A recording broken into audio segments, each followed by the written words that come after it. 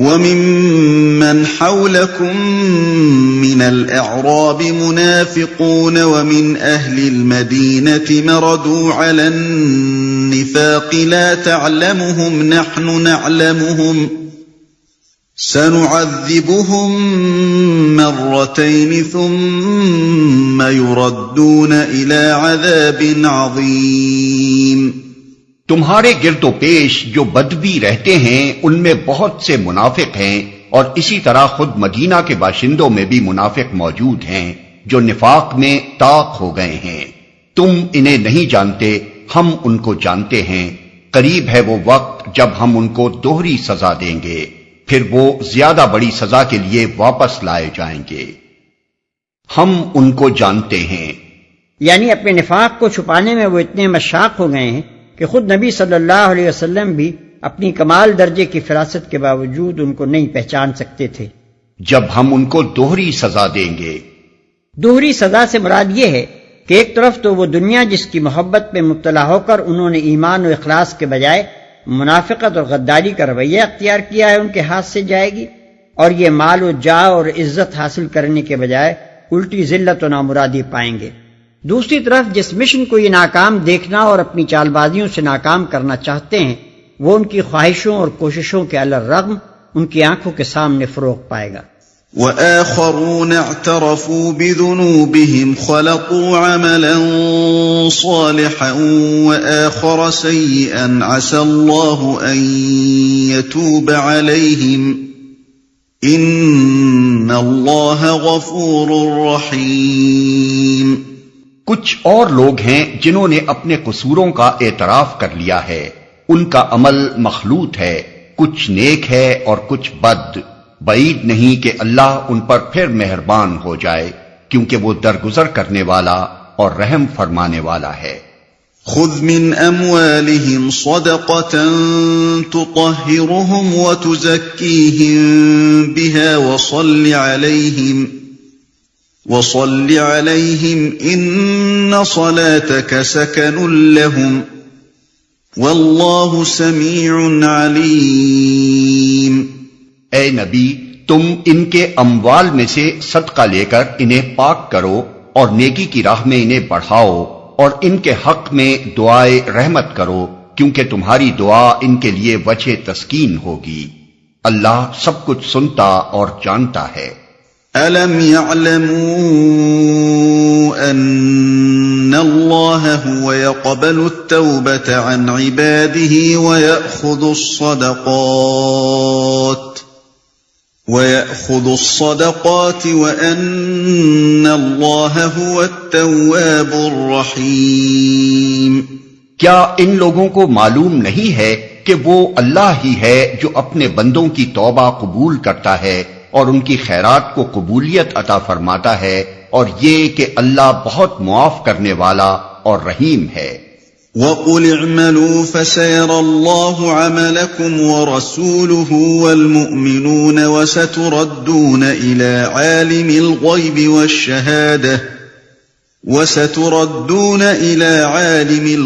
وَالشَّهَادَةِ فَيُنَبِّئُكُم بِمَا كُنتُمْ تَعْمَلُونَ۔ اور اے نبی، ان لوگوں سے کہہ دو کہ تم عمل کرو، اللہ اور اس کا رسول اور مومنین سب دیکھیں گے کہ تمہارا طرز عمل اب کیا رہتا ہے، پھر تم اس کی طرف پلٹائے جاؤ گے جو کھلے اور چھپے سب کو جانتا ہے، اور وہ تمہیں بتا دے گا کہ تم کیا کرتے رہے ہو۔ سب دیکھیں گے کہ تمہارا طرز عمل اب کیا رہتا ہے۔ یہاں جھوٹے مدعی ایمان اور گناہگار مومن کا فرق صاف صاف واضح کر دیا گیا ہے۔ جو شخص ایمان کا دعویٰ کرتا ہے مگر فی الواقع خدا اور اس کے دین اور جماعت مومنین کے ساتھ کوئی خلوص نہیں رکھتا، اس کے عدم اخلاص کا ثبوت اگر اس کے طرز عمل سے مل جائے تو اس کے ساتھ سختی کا برتاؤ کیا جائے گا۔ خدا کی راہ میں صرف کرنے کے لیے وہ کوئی مال پیش کرے تو اسے رد کر دیا جائے گا۔ مر جائے تو نہ مسلمان اس کی نماز جنازہ پڑھیں گے اور نہ کوئی مومن اس کے لیے دعائے مغفرت کرے گا، چاہے وہ اس کا باپ یا بھائی ہی کیوں نہ ہو۔ بخلاف اس کے جو شخص مومن ہو اور اس سے کوئی غیر مخلصانہ طرز عمل سرزد ہو جائے، وہ اگر اپنے قصور کا اعتراف کر لے تو اس کو معاف بھی کیا جائے گا، اس کے صدقات بھی قبول کیے جائیں گے، اور اس کے لیے دعائے رحمت بھی کی جائے گی۔ اب رہی یہ بات کہ کسی شخص کو غیر مخلصانہ طرز عمل کے صدور کے باوجود منافق کے بجائے محض گناہ گار مومن سمجھا جائے گا، تو یہ 3 معیاروں سے پرکھی جائے گی جن کی طرف ان آیات میں اشارہ کیا گیا ہے۔ 1، وہ اپنے قصور کے لیے عذرات لنگ اور تعویلات و توجیحات پیش نہیں کرے گا، بلکہ جو قصور ہوا ہے اسے سیدھی طرح صاف صاف مان لے گا۔ 2، اس کے سابق طرز عمل پر نگاہ ڈال کر دیکھا جائے گا کہ یہ عدم اخلاص کا عادی مجرم تو نہیں ہے۔ اگر پہلے وہ جماعت کا ایک صالح فرد رہا ہے اور اس کے کارنامہ زندگی میں مخلصانہ خدمات، ایثار و قربانی اور سبقت الی الخیرات کا ریکارڈ موجود ہے، تو باور کر لیا جائے گا کہ اس وقت جو قصور اس سے سرزد ہوا ہے وہ ایمان و اخلاص کے عدم کا نتیجہ نہیں ہے، بلکہ محض ایک کمزوری ہے جو وقتی طور پر رونما ہو گئی ہے۔ 3، اس کے آئندہ طرز عمل پر نگاہ رکھی جائے گی کہ آیا اس کا اعتراف قصور محض زبانی ہے یا فی الواقع اس کے اندر کوئی گہرا احساس ندامت موجود ہے۔ اگر وہ اپنے قصور کی تلافی کے لیے بیتاب نظر آئے اور اس کی بات بات سے ظاہر ہو کہ جس نقص ایمانی کا نقش اس کی زندگی میں ابھر آیا تھا اسے مٹانے اور اس کا تدارک کرنے کی وہ سخت کوشش کر رہا ہے، تو سمجھا جائے گا کہ وہ حقیقت میں نادم ہے اور یہ ندامت ہی اس کے ایمان و اخلاص کی دلیل ہوگی۔ محدثین نے ان آیات کی شان نزول میں جو واقعہ بیان کیا ہے اس سے یہ مضمون آئینے کی طرح روشن ہو جاتا ہے۔ وہ کہتے ہیں کہ یہ آیات ابو لبابہ بن عبد المنذر اور ان کے 6 ساتھیوں کے معاملے میں نازل ہوئی تھیں۔ ابو لبابہ ان لوگوں میں سے تھے جو بیعت عقبہ کے موقع پر ہجرت سے پہلے اسلام لائے تھے، پھر جنگ بدر، جنگ احد اور دوسرے مارکوں میں برابر شریک رہے، مگر غزوہ تبوک کے موقع پر نفس کی کمزوری نے غلبہ کیا اور یہ کسی عذر شرعی کے بغیر بیٹھے رہ گئے۔ ایسے ہی مخلص ان کے دوسرے ساتھی بھی تھے اور ان سے بھی یہ کمزوری سرزد ہو گئی۔ جب نبی صلی اللہ علیہ وسلم غزوہ تبوک سے واپس تشریف لائے اور ان لوگوں کو معلوم ہوا کہ پیچھے رہ جانے والوں کے متعلق اللہ اور رسول کی کیا رائے ہے، تو انہیں سخت ندامت ہوئی۔ قبل اس کے کہ کوئی باز پرس ہوتی، انہوں نے خود ہی اپنے آپ کو ایک ستون سے باندھ لیا اور کہا کہ ہم پر خواب و خور حرام ہے جب تک ہم معاف نہ کر دیے جائیں یا پھر ہم مر جائیں۔ چنانچہ کئی روز وہ اسی طرح بے آب و دانہ اور بے خواب بندھے رہے حتیٰ کہ بے ہوش ہو کر گر پڑے۔ آخر کار جب انہیں بتایا گیا کہ اللہ اور رسول نے تمہیں معاف کر دیا ہے، تو انہوں نے نبی صلی اللہ علیہ وسلم سے عرض کیا کہ ہماری توبہ میں یہ بھی شامل ہے کہ جس گھر کی آسائش نے ہمیں فرض سے غافل کیا اسے اور اپنے تمام مال کو خدا کی راہ میں دے دیں۔ مگر نبی صلی اللہ علیہ وسلم نے فرمایا کہ سارا مال دینے کی ضرورت نہیں، صرف 1/3 کافی ہے۔ چنانچہ وہ انہوں نے اسی وقت فی سبیل اللہ وقف کر دیا۔ اس قصے پر غور کرنے سے صاف معلوم ہو جاتا ہے کہ خدا کے ہاں معافی کس قسم کی کمزوریوں کے لیے ہے۔ یہ سب حضرات عادی غیر مخلص نہ تھے، بلکہ ان کا پچھلا کارنامہ زندگی ان کے اخلاص ایمانی پر دلیل تھا۔ ان میں سے کسی نے عذرات نہیں تراشے، بلکہ اپنے قصور کو خود ہی قصور مان لیا۔ انہوں نے اعتراف قصور کے ساتھ اپنے طرز عمل سے ثابت کر دیا کہ وہ واقعی نہایت نادم اور اپنے اس گناہ کی تلافی کے لیے سخت بے چین ہیں۔ اس سلسلے میں ایک اور مفید نقطے پر بھی نگاہ رہنی چاہیے جو ان آیات میں ارشاد ہوا ہے، وہ یہ کہ گناہوں کی تلافی کے لیے زبان اور قلب کی توبہ کے ساتھ ساتھ عملی توبہ بھی ہونی چاہیے، اور عملی توبہ کی ایک شکل یہ ہے کہ آدمی خدا کی راہ میں مال خیرات کرے۔ اس طرح وہ گندگی جو نفس میں پرورش پا رہی تھی اور جس کی بدولت آدمی سے گناہ کا صدور ہوا تھا دور ہو جاتی ہے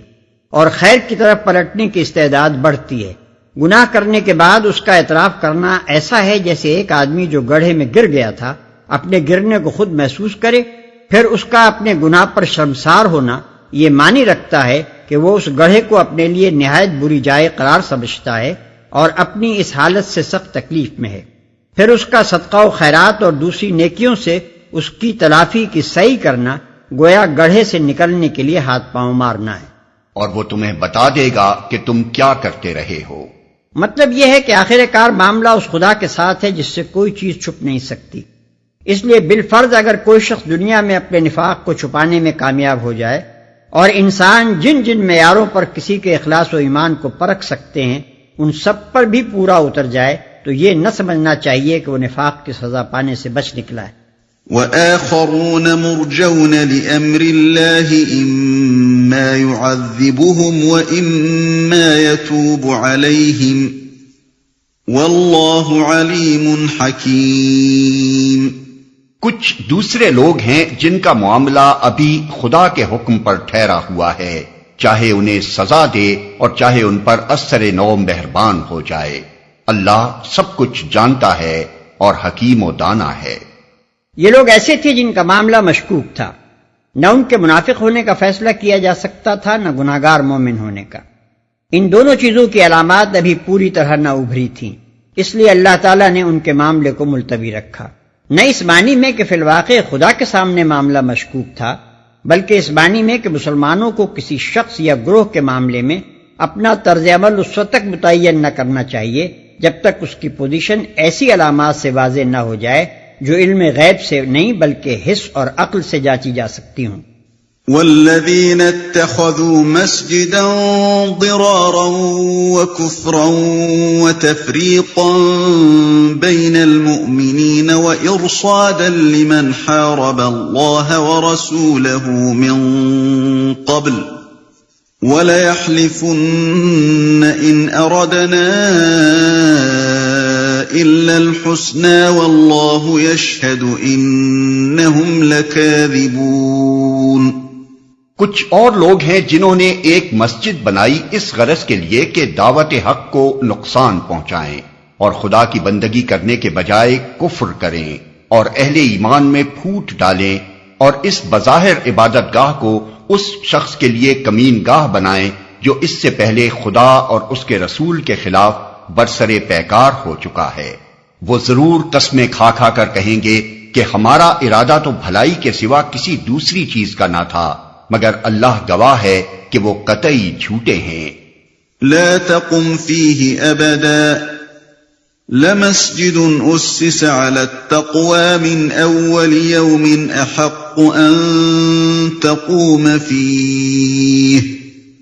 فيه رجال يحبون ان يتطهروا والله يحب المطهرين۔ تم ہرگز اس عمارت میں کھڑے نہ ہونا جو مسجد اول روز سے تقوی پر قائم کی گئی تھی، وہی اس کے لیے زیادہ موزوں ہے کہ تم اس میں عبادت کے لیے کھڑے ہو۔ اس میں ایسے لوگ ہیں جو پاک رہنا پسند کرتے ہیں اور اللہ کو پاکیزگی اختیار کرنے والے ہی پسند ہیں۔ نبی صلی اللہ علیہ وسلم کے مدینہ تشریف لے جانے سے پہلے قبیلہ خزرج میں ایک شخص ابو عامر نامی تھا جو زمانہ جاہلیت میں عیسائی راہب بن گیا تھا۔ اس کا شمار علماء اہل کتاب میں ہوتا تھا اور رہبانیت کی وجہ سے اس کے علمی وقار کے ساتھ ساتھ اس کی درویشی کا سکہ بھی مدینے اور اطراف کے جاہل عربوں میں بیٹھا ہوا تھا۔ جب نبی صلی اللہ علیہ وسلم مدینے پہنچے تو اس کی مشیخت وہاں خوب چل رہی تھی، مگر یہ علم اور یہ درویشی اس کے اندر حق شناسی اور حق جوئی پیدا کرنے کے بجائے الٹی اس کے لیے ایک زبردست حجاب بن گئی، اور اس حجاب کا نتیجہ یہ ہوا کہ حضور صلی اللہ علیہ وسلم کی تشریف آوری کے بعد وہ نعمت ایمان ہی سے محروم نہ رہا بلکہ آپ کو اپنی مشیخت کا حریف اور اپنے کاروبار درویشی کا دشمن سمجھ کر آپ کی اور آپ کے کام کی مخالفت پر کمر بستہ ہو گیا۔ پہلے 2 سال تک تو اسے یہ امید رہی کہ کفار قریش کی طاقت ہی اسلام کو مٹانے کے لیے کافی ثابت ہوگی، لیکن جنگ بدر میں جب قریش نے شکست فاش کھائی تو اسے یارہ ضبط نہ رہا۔ اسی سال وہ مدینے سے نکل کھڑا ہوا اور اس نے قریش اور دوسرے عرب قبائل میں اسلام کے خلاف تبلیغ شروع کر دی۔ جنگ احد جن لوگوں کی صحیح سے برپا ہوئی ان میں یہ بھی شامل تھا، اور کہا جاتا ہے کہ احد کے میدان جنگ میں اسی نے وہ گڑھے کھدوائے تھے جن میں سے ایک میں نبی صلی اللہ علیہ وسلم گر کر زخمی ہوئے۔ پھر جنگ احزاب میں جو لشکر ہر طرف سے مدینہ پر چڑھ آئے تھے ان کو چڑھا لانے میں بھی اس کا حصہ نمایاں تھا۔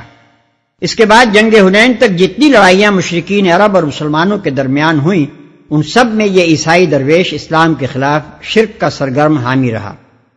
آخر کار اسے اس بات سے مایوسی ہو گئی کہ عرب کی کوئی طاقت اسلام کے سیلاب کو روک سکے گی، اس لیے عرب کو چھوڑ کر اس نے روم کا رخ کیا تاکہ قیصر کو اس خطرے سے آگاہ کرے جو عرب سے سر اٹھا رہا تھا۔ یہ وہی موقع تھا جب مدینے میں یہ اطلاعات پہنچی کہ قیصر عرب پر چڑھائی کی تیاریاں کر رہا ہے اور اسی کی روک تھام کے لیے نبی صلی اللہ علیہ وسلم کو تبوک کی مہم پر جانا پڑا۔ ابو عامر راہب کی ان تمام سرگرمیوں میں مدینے کے منافقین کا ایک گروہ اس کے ساتھ شریک سازش تھا، اور اس آخری تجویز میں بھی یہ لوگ اس کے ہمنوا تھے کہ وہ اپنے مذہبی اثر کو استعمال کر کے اسلام کے خلاف قیصر روم اور شمالی عرب کی عیسائی ریاستوں سے فوجی امداد حاصل کرے۔ جب وہ روم کی طرف روانہ ہونے لگا تو اس کے اور ان منافقوں کے درمیان یہ قرارداد ہوئی کہ مدینے میں یہ لوگ اپنی ایک الگ مسجد بنا لیں گے تاکہ عام مسلمانوں سے بچ کر منافق مسلمانوں کی علیحدہ جتھا بندی اس طرح کی جا سکے کہ اس پر مذہب کا پردہ پڑا رہے اور آسانی سے اس پر کوئی شبہ نہ کیا جا سکے، اور وہاں نہ صرف یہ کہ منافقین منظم ہو سکیں اور آئندہ کارروائیوں کے لیے مشورے کر سکیں، بلکہ ابو عامر کے پاس سے جو ایجنٹ خبریں اور ہدایات لے کر آئیں وہ بھی غیر مشتبہ فقیروں اور مسافروں کی حیثیت سے اس مسجد میں ٹھہر سکیں۔ یہ تھی وہ ناپاک سازش جس کے تحت وہ مسجد تیار کی گئی تھی، جس کا ان آیات میں ذکر کیا گیا ہے۔ مدینے میں اس وقت دو مسجدیں تھیں، ایک مسجد قباء جو شہر کے مضافات میں تھی، دوسری مسجد نبوی جو شہر کے اندر تھی۔ ان دو مسجدوں کی موجودگی میں ایک تیسری مسجد بنانے کی کوئی ضرورت نہ تھی، اور وہ زمانہ ایسی احمقانہ مذہبیت کا نہ تھا کہ مسجد کے نام سے ایک عمارت بنا دینا بجائے خود کار ثواب ہو، قطع نظر اس سے کہ اس کی ضرورت ہو یا نہ ہو، بلکہ اس کے برعکس ایک نئی مسجد بننے کے معنی یہ تھے کہ مسلمانوں کی جماعت میں خوامخواہ تفریق رونما ہو، جسے ایک صالح اسلامی نظام کسی طرح گوارا نہیں کر سکتا۔ اسی لیے یہ لوگ مجبور ہوئے کہ اپنی علیحدہ مسجد بنانے سے پہلے اس کی ضرورت ثابت کریں۔ چنانچہ انہوں نے نبی صلی اللہ علیہ وسلم کے سامنے اس تعمیر نو کے لیے یہ ضرورت پیش کی کہ بارش میں اور جاڑے کی راتوں میں عام لوگوں کو اور خصوصاً ضعیفوں اور معذوروں کو جو ان دونوں مسجدوں سے دور رہتے ہیں پانچوں وقت حاضری دینی مشکل ہوتی ہے، لہذا ہم محض نمازیوں کی آسانی کے لیے یہ ایک نئی مسجد تعمیر کرنا چاہتے ہیں۔ ان پاکیزہ ارادوں کی نمائش کے ساتھ جب یہ مسجد زرار بن کر تیار ہوئی تو یہ اشرار نبی صلی اللہ علیہ وسلم کی خدمت میں حاضر ہوئے اور آپ سے درخواست کی کہ آپ ایک مرتبہ خود نماز پڑھا کر ہماری مسجد کا افتتاح فرما دیں، مگر آپ نے یہ کہہ کر ٹال دیا کہ اس وقت میں جنگ کی تیاری میں مشغول ہوں اور ایک بڑی مہم درپیش ہے، اس مہم سے واپس آ کر دیکھوں گا۔ اس کے بعد آپ تبوک کی طرف روانہ ہو گئے، اور آپ کے پیچھے یہ لوگ اس مسجد میں اپنی جتھا بندی اور سازش کرتے رہے، حتیٰ کہ انہوں نے یہاں تک طے کر لیا کہ ادھر رومیوں کے ہاتھوں مسلمانوں کا قلعہ قمع ہو اور ادھر یہ فوراً ہی عبداللہ ابن ابی کے سر پر تاج شاہی رکھ دیں۔ لیکن تبوک میں جو معاملہ پیش آیا اس نے ان کی ساری امیدوں پر پانی پھیر دیا۔ واپسی پر جب نبی صلی اللہ علیہ وسلم مدینے کے قریب ذی اوان کے مقام پر پہنچے تو یہ آیات نازل ہوئیں، اور آپ نے اسی وقت چند آدمیوں کو مدینے کی طرف بھیج دیا تاکہ آپ کے شہر میں داخل ہونے سے پہلے وہ اس مسجد زرار کو مسمار کر دیں۔ أَفَمَنْ أَسَّسَ بُنْيَانَهُ عَلَى تَقْوَى مِنَ اللَّهِ وَرِضْوَانٍ خَيْرٌ أَمَّنْ أَسَّسَ بُنْيَانَهُ عَلَى شَفَا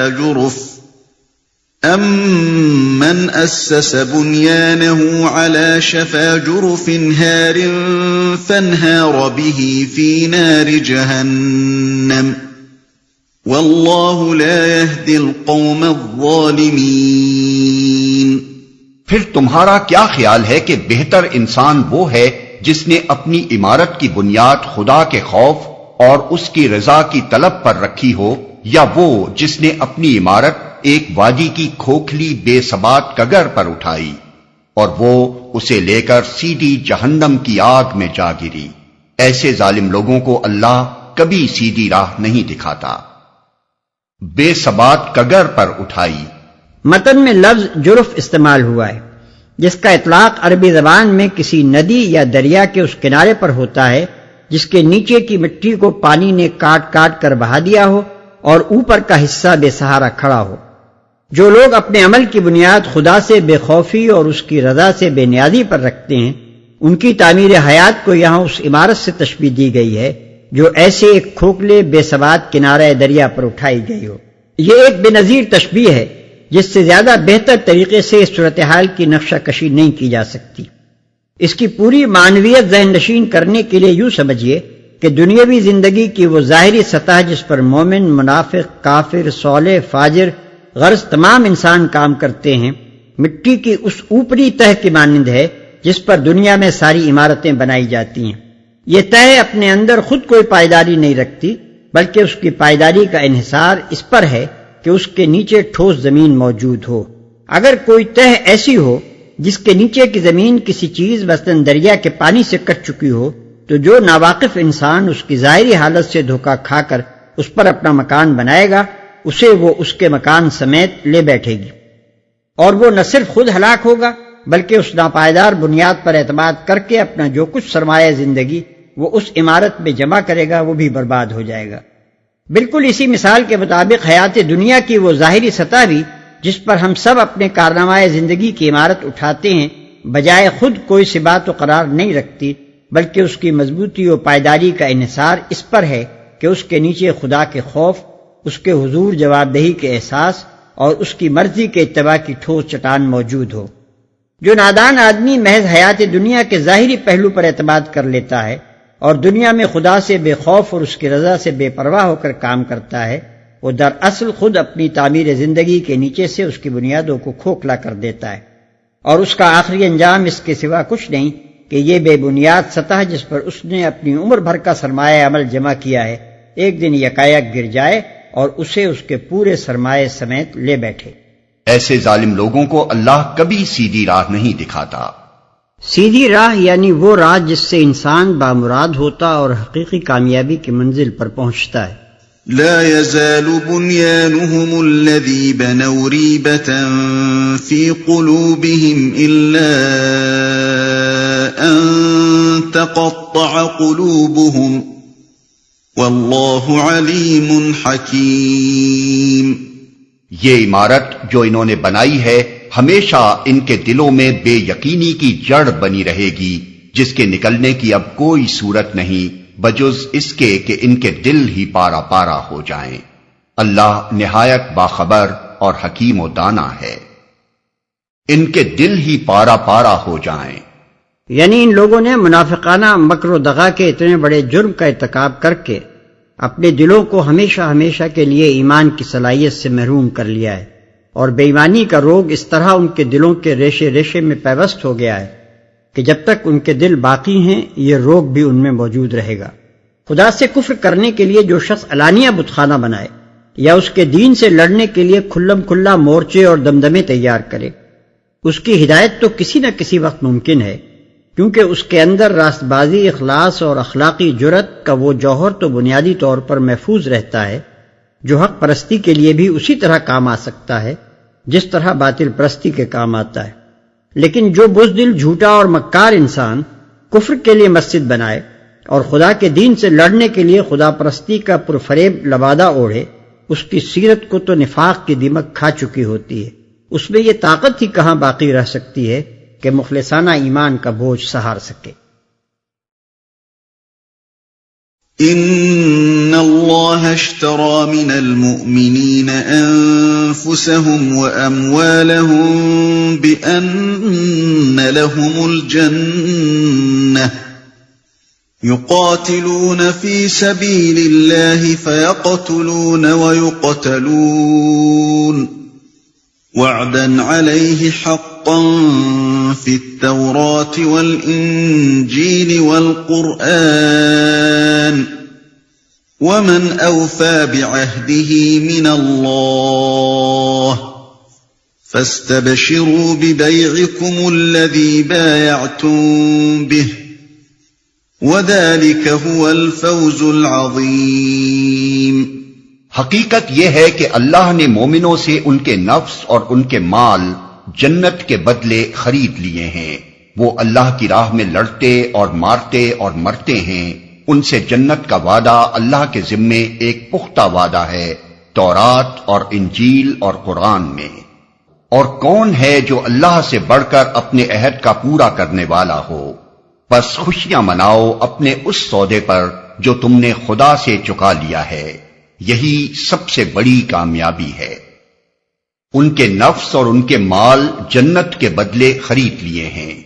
یہاں ایمان کے اس معاملے کو جو خدا اور بندے کے درمیان طے ہوتا ہے بے سے تعبیر کیا گیا ہے۔ اس کے معنی یہ ہے کہ ایمان محض ایک مابعد الطبیعاتی عقیدہ نہیں ہے، بلکہ فی الواقع وہ ایک معاہدہ ہے جس کی روح سے بندہ اپنا نفس اور اپنا مال خدا کے ہاتھ فروخت کر دیتا ہے، اور اس کے معاوضے میں خدا کی طرف سے اس وعدے کو قبول کر لیتا ہے کہ مرنے کے بعد دوسری زندگی میں وہ اسے جنت عطا کرے گا۔ اس اہم مضمون کے تضمنات کو سمجھنے کے لیے ضروری ہے کہ سب سے پہلے اس بے کی حقیقت کو اچھی طرح ذہن نشین کر لیا جائے۔ جہاں تک اصل حقیقت کا تعلق ہے، اس کے لحاظ سے تو انسان کی جان و مال کا مالک اللہ تعالیٰ ہی ہے، کیونکہ وہی اس کا اور ان ساری چیزوں کا خالق ہے جو اس کے پاس ہیں، اور اسی نے وہ سب کچھ اسے بخشا ہے جس پر وہ تصرف کر رہا ہے۔ لہذا اس حیثیت سے تو خرید و فروخت کا کوئی سوال پیدا ہی نہیں ہوتا۔ نہ انسان کا اپنا کچھ ہے کہ وہ اسے بیچے، نہ کوئی چیز خدا کی ملکیت سے خارج ہے کہ وہ اسے خریدے۔ لیکن ایک چیز انسان کے اندر ایسی بھی ہے جسے اللہ تعالیٰ نے کلیتاً اس کے حوالے کر دیا ہے، اور وہ ہے اس کا اختیار، یعنی اس کا اپنے انتخاب و ارادے میں آزاد ہونا، یعنی free will and freedom of choice. اس اختیار کی بنا پر حقیقت نفس الامری تو نہیں بدلتی، مگر انسان کو اس امر کی خود مختاری حاصل ہو جاتی ہے کہ چاہے تو حقیقت کو تسلیم کرے ورنہ انکار کر دے۔ بالفاظ دیگر اس اختیار کے معنی یہ نہیں ہے کہ انسان فی الحقیقت اپنے نفس کا اور اپنے ذہن و جسم کی قوتوں کا اور ان اقتدارات کا جو اسے دنیا میں حاصل ہیں مالک ہو گیا ہے، اور اسے یہ حق مل گیا ہے کہ ان چیزوں کو جس طرح چاہے استعمال کرے، بلکہ اس کے معنی صرف یہ ہیں کہ اسے اس امر کی آزادی دے دی گئی ہے کہ خدا کی طرف سے کسی جبر کے بغیر وہ خود ہی اپنی ذات پر اور اپنی ہر چیز پر خدا کے حقوق مالکانہ کو تسلیم کرنا چاہے تو کرے، ورنہ آپ ہی اپنا مالک بن بیٹھے، اور اپنے ذوم میں یہ خیال کر لے کہ وہ خدا سے بے نیاز ہو کر اپنے حدود اختیار میں اپنے حسب منشا تصرف کرنے کا حق رکھتا ہے۔ یہی وہ مقام ہے جہاں سے بے کا سوال پیدا ہوتا ہے۔ دراصل یہ بے اس معنی میں نہیں ہے کہ جو چیز انسان کی ہے خدا اسے خریدنا چاہتا ہے، بلکہ اس معاملے کی صحیح نوعیت یہ ہے کہ جو چیز خدا کی ہے اور جسے اس نے امانت کے طور پر انسان کے حوالے کیا ہے، اور جس میں امین رہنے یا خائن بن جانے کی آزادی اس نے انسان کو دے رکھی ہے، اس کے بارے میں وہ انسان سے مطالبہ کرتا ہے کہ تو برضا و رغبت نہ کہ بمجبوری میری چیز کو میری ہی چیز مان لے، اور زندگی بھر اس میں خود مختار مالک کی حیثیت سے نہیں بلکہ امین ہونے کی حیثیت سے تصرف کرنا قبول کر لے، اور خیانت کی جو آزادی تجھے میں نے دی ہے اس سے خود بخود دستبردار ہو جا۔ اس طرح اگر تو دنیا کی موجودہ عارضی زندگی میں اپنی خود مختاری کو جو تیری حاصل کردہ نہیں بلکہ میری عطا کردہ ہے میرے ہاتھ فروخت کر دے گا تو میں تجھے بعد کی جاویدانی زندگی میں اس کی قیمت بصورت جنت ادا کروں گا۔ جو انسان خدا کے ساتھ بے کا یہ معاملہ طے کر لے وہ مومن ہے، اور ایمان دراصل اسی بے کا دوسرا نام ہے، اور جو شخص اس سے انکار کر دے یا اقرار کرنے کے باوجود ایسا رویہ اختیار کرے جو بے نہ کرنے کی صورت ہی میں اختیار کیا جا سکتا ہے، وہ کافر ہے، اور اس بے ہی سے گریز کا اصطلاحی نام کفر ہے۔ بے کی اس حقیقت کو سمجھ لینے کے بعد اب اس کے تضمنات کا تجزیہ کیجیے۔ ایک، اس معاملے میں اللہ تعالیٰ نے انسان کو دو بہت بڑی آزمائشوں میں ڈالا ہے۔ پہلی آزمائش اس امر کی کہ آزاد چھوڑ دیے جانے پر یہ اتنی شرافت دکھاتا ہے یا نہیں کہ مالک ہی کو مالک سمجھے اور نمک حرامی و بغاوت پر نہ اتر آئے۔ دوسری آزمائش اس امر کی کہ یہ اپنے خدا پر اتنا اعتماد کرتا ہے یا نہیں کہ جو قیمت آج نقد نہیں مل رہی ہے بلکہ مرنے کے بعد دوسری زندگی میں جس کے ادا کرنے کا خدا کی طرف سے وعدہ ہے، اس کے عوض اپنی آج کی خود مختاری اور اس کے مزے بیچ دینے پر بخوشی راضی ہو جائے۔ دو، دنیا میں جس فقہی قانون پر اسلامی سوسائٹی بنتی ہے اس کی روح سے تو ایمان بس چند عقائد کے اقرار کا نام ہے، جس کے بعد کوئی قاضی شرع کسی کے غیر مومن یا خارج از ملت ہونے کا حکم نہیں لگا سکتا جب تک اس امر کا کوئی صریح ثبوت اسے نہ مل جائے کہ وہ اپنے اقرار میں جھوٹا ہے۔ لیکن خدا کے ہاں جو ایمان معتبر ہے اس کی حقیقت یہ ہے کہ بندہ خیال اور عمل دونوں میں اپنی آزادی و خود مختاری کو خدا کے ہاتھ بیچ دے اور اس کے حق میں اپنے ادائے ملکیت سے کلیتاً دستبردار ہو جائے۔ بس اگر کوئی شخص کلمہ اسلام کا اقرار کرتا ہو اور صوم و صلاۃ وغیرہ احکام کا بھی پابند ہو، لیکن اپنے جسم و جان کا، اپنے دل و دماغ اور بدن کی قوتوں کا، اپنے مال اور وسائل و ذرائع کا اور اپنے قبضہ و اختیار کی ساری چیزوں کا مالک اپنے آپ ہی کو سمجھتا ہو اور ان میں اپنے حسب منشا تصرف کرنے کی آزادی اپنے لیے محفوظ رکھتا ہو سکتا ہے کہ دنیا میں وہ مومن سمجھا جاتا رہے، مگر خدا کے ہاں یقیناً وہ غیر مومن ہی قرار پائے گا، کیونکہ اس نے خدا کے ساتھ وہ بے کا معاملہ سرے سے کیا ہی نہیں جو قرآن کی روح سے ایمان کی اصل حقیقت ہے۔ جہاں خدا کی مرضی ہو وہاں جان و مال کھپانے سے دریغ کرنا، اور جہاں اس کی مرضی نہ ہو وہاں جان و مال کھپانا، یہ دونوں طرز عمل ایسے ہیں جو اس بات کا قطعی فیصلہ کر دیتے ہیں کہ کہ مدعی ایمان نے یا تو جان و مال کو خدا کے ہاتھ بیچا نہیں ہے، یا بے کا معاہدہ کر لینے کے بعد بھی وہ بیچی ہوئی چیز کو بدستور اپنی سمجھ رہا ہے۔ 3، ایمان کی یہ حقیقت اسلامی رویے زندگی اور کافرانہ رویے زندگی کو شروع سے آخر تک بالکل ایک دوسرے سے جدا کر دیتی ہے۔ مسلم جو صحیح معنی میں خدا پر ایمان لایا ہو، اپنی زندگی کے ہر شعبے میں خدا کی مرضی کا تابع بن کر کام کرتا ہے، اور اس کے رویے میں کسی جگہ بھی خود مختاری کا رنگ نہیں آنے پاتا، الا یہ کہ عارضی طور پر کسی وقت اس پر غفلت طاری ہو جائے اور وہ خدا کے ساتھ اپنے معاہدہ بیع کو بھول کر کوئی خود مختارانہ حرکت کر بیٹھے۔ اسی طرح جو گروہ اہل ایمان سے مرکب ہو، وہ اجتماعی طور پر بھی کوئی پالیسی، کوئی سیاست، کوئی طرز تمدن و تہذیب، کوئی طریقے معیشت و معاشرت اور کوئی بین الاقوامی رویہ خدا کی مرضی اور اس کے قانون شرعی کی پابندی سے آزاد ہو کر اختیار نہیں کر سکتا، اور اگر کسی عارضی غفلت کی بنا پر اختیار کر بھی جائے تو جس وقت اسے تنبہ ہوگا اسی وقت وہ آزادی کا رویہ چھوڑ کر بندگی کے رویے کی طرف پلٹ آئے گا۔ خدا سے آزاد ہو کر کام کرنا اور اپنے نفس و متعلقات نفس کے بارے میں خود یہ فیصلہ کرنا کہ ہم کیا کریں اور کیا نہ کریں، بہرحال ایک کافرانہ رویہ زندگی ہے، خواہ اس پر چلنے والے لوگ مسلمان کے نام سے موسوم ہوں یا غیر مسلم کے نام سے۔ 4، اس بیع کی روح سے خدا کی جس مرضی کا اتباع آدمی پر لازم آتا ہے وہ آدمی کی اپنی تجویز کردہ مرضی نہیں، بلکہ وہ مرضی ہے جو خدا خود بتائے۔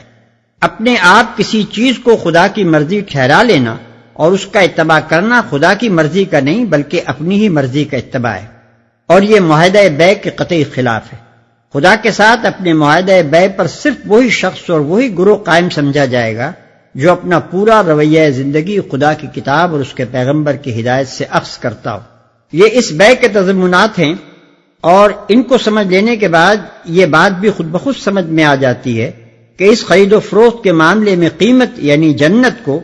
موجودہ دنیاوی زندگی کے خاتمے پر کیوں مؤخر کیا گیا ہے۔ ظاہر ہے کہ جنت صرف اس اقرار کا معاوضہ نہیں ہے کہ بائع نے اپنا نفس و مال خدا کے ہاتھ بیچ دیا، بلکہ وہ اس عمل کا معاوضہ ہے کہ بائع اپنی دنیاوی زندگی میں اس بیچی ہوئی چیز پر خود مختارانہ تصرف چھوڑ دے اور خدا کا امین بن کر اس کی مرضی کے مطابق تصرف کرے۔ لہذا یہ فروخت مکمل ہی اس وقت ہوگی جبکہ بائع کی دنیاوی زندگی ختم ہو جائے اور فی الواقع یہ ثابت ہو کہ اس نے معاہدہ بیع کرنے کے بعد سے اپنی دنیاوی زندگی کے آخری لمحے تک بیع کی شرائط پوری کی ہیں۔ اس سے پہلے وہ از روئے انصاف قیمت پانے کا مستحق نہیں ہو سکتا۔ ان امور کی توضیح کے ساتھ یہ بھی جان لینا چاہیے کہ اس سلسلہ بیان میں یہ مضمون کس مناسبت سے آیا ہے۔ اوپر سے جو سلسلہ تقریر چل رہا تھا اس میں ان لوگوں کا ذکر تھا جنہوں نے ایمان لانے کا اقرار کیا تھا، مگر جب امتحان کا نازک موقع آیا تو ان میں سے بعض نے تساہل کی بنا پر، بعض نے اخلاص کی کمی کی وجہ سے اور بعض نے قطعی منافقت کی راہ سے خدا اور اس کے دین کی خاطر اپنے وقت، اپنے مال، اپنے مفاد اور اپنی جان کو قربان کرنے میں دریغ کیا۔ لہذا ان مختلف اشخاص اور طبقوں کے رویے پر تنقید کرنے کے بعد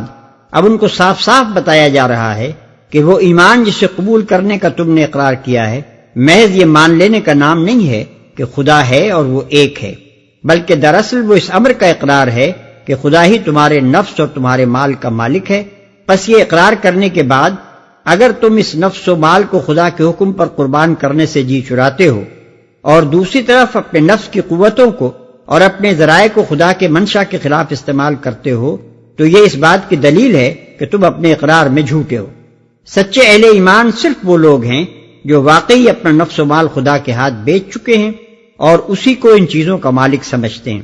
جہاں اس کا حکم ہوتا ہے وہاں انہیں بے دریغ قربان کرتے ہیں، اور جہاں اس کا حکم نہیں ہوتا وہاں نفس کی طاقتوں کا کوئی ادنا سا جز اور مالی ذرائع کا کوئی ذرا سا حصہ بھی خرچ کرنے کے لیے تیار نہیں ہوتے۔ ان سے جنت کا وعدہ اللہ کے ذمے ایک پختہ وعدہ ہے تورات اور انجیل اور قرآن میں۔ اس امر پر بہت اعتراضات کیے گئے ہیں کہ جس وعدے کا یہاں ذکر ہے وہ تورات اور انجیل میں موجود نہیں ہے، مگر جہاں تک انجیل کا تعلق ہے یہ اعتراضات بے بنیاد ہیں۔ جو اناجیل اس وقت دنیا میں موجود ہیں ان میں حضرت مسیح علیہ السلام کے متعدد اقوال ہم کو ایسے ملتے ہیں جو اس آیت کے ہم معنی ہیں۔ مثلا آپ کا ارشاد ہے، مبارک ہیں وہ جو راست بازی کے سبب ستائے گئے ہیں کیونکہ آسمان کی بادشاہت انہی کی ہے۔ متی باب 5 آیت 10۔ جو کوئی اپنی جان بچاتا ہے اسے کھوئے گا، اور جو کوئی میرے سبب اپنی جان کھوتا ہے اسے بچائے گا۔ متی باب 10 آیت 39۔ جس کسی نے گھروں یا بھائیوں یا بہنوں یا باپ یا ماں یا بچوں یا کھیتوں کو میرے نام کی خاطر چھوڑ دیا ہے اس کو 100 گنا ملے گا اور ہمیشہ کی زندگی کا وارث ہوگا۔ متی باب 19 آیت 29۔ البتہ تورات جس صورت میں اس وقت موجود ہے اس میں بلا شبہ یہ مضمون نہیں پایا جاتا، اور یہی مضمون کیا، وہ تو حیات بعد الموت اور یوم الحساب اور اخروی جزا و سزا کے تصور ہی سے خالی ہے، حالانکہ یہ عقیدہ ہمیشہ سے دین حق کا جزو لا ينفک رہا ہے۔ لیکن موجودہ تورات میں اس مضمون کے نہ پائے جانے سے یہ نتیجہ نکالنا درست نہیں ہے کہ واقعی تورات اس سے خالی تھی۔ حقیقت یہ ہے کہ یہود اپنے زمانہ تنزل میں کچھ ایسے مادہ پرست اور دنیا کی خوشحالی کے بھوکے ہو گئے تھے کہ ان کے نزدیک نعمت اور انعام کے کوئی معنی اس کے سوا نہ رہے تھے کہ وہ اسی دنیا میں حاصل ہو۔ اسی لیے کتاب الہی میں بندگی و اطاعت کے بدلے جن جن انعامات کے وعدے ان سے کیے گئے تھے ان سب کو وہ دنیا ہی میں اتار لائے، اور جنت کی ہر تعریف کو انہوں نے فلسطین کے سرزمین پر چسپاں کر دیا جس کے وہ امیدوار تھے۔ مثال کے طور پر تورات میں متعدد مقامات پر ہم کو یہ مضمون ملتا ہے: سن اے اسرائیل، خداوند ہمارا خدا ایک ہی خداوند ہے، تو اپنے سارے دل اور اپنی ساری جان اور اپنی ساری طاقت سے خداوند اپنے خدا سے محبت کر۔ استثناء باب 6 آیت 4 اور 5۔ اور یہ کہ کیا وہ تمہارا باپ نہیں جس نے تم کو خریدا ہے، اسی نے تم کو بنایا اور قیام بخشا۔ استثناء باب 32 آیت 6۔ لیکن اس تعلق باللہ کی جو جزا بیان ہوئی ہے وہ یہ ہے کہ تم اس ملک کے مالک ہو جاؤ گے جس میں دودھ اور شہد بہتا ہے، یعنی فلسطین۔ اس کی اصل وجہ یہ ہے کہ تورات جس صورت میں اس وقت پائی جاتی ہے اول تو وہ پوری نہیں ہے، اور پھر وہ خالص کلام الہی پر بھی مشتمل نہیں ہے، بلکہ اس میں بہت سا تفسیری کلام خدا کے کلام کے ساتھ شامل کر دیا گیا ہے۔ اس کے اندر یہودیوں کی قومی روایات، ان کے نسلی تعصبات، ان کے اوہام، ان کی آرزوؤں اور تمناؤں، ان کی غلط فہمیوں اور ان کے فقہی اجتہادات کا ایک معتدب حصہ ایک ہی سلسلہ عبارت میں کلام الہی کے ساتھ کچھ اس طرح رل مل گیا ہے کہ اکثر مقامات پر اصل کلام کو ان زوائد سے ممیز کرنا قطعاً غیر ممکن ہو جاتا ہے۔ التائبون العابدون الحامدون السائحون الراكعون الساجدون الآمرون بالمعروف والناهون عن المنكر والحافظون لحدود الله وبشر المؤمنين۔ اللہ کی طرف بار بار پلٹنے والے، اس کی بندگی بجا لانے والے، اس کی تعریف کے گن گانے والے، اس کی خاطر زمین میں گردش کرنے والے، اس کے آگے رکوع اور سجدے کرنے والے، نیکی کا حکم دینے والے، بدی سے روکنے والے اور اللہ کے حدود کی حفاظت کرنے والے۔ اس شان کے ہوتے ہیں وہ مومن جو اللہ سے خرید و فروخت کا یہ معاملہ طے کرتے ہیں، اور اے نبی ان مومنوں کو خوشخبری دے دو۔ اللہ کی طرف بار بار پلٹنے والے، متن میں لفظ التائبون استعمال ہوا ہے جس کا لفظی ترجمہ توبہ کرنے والے،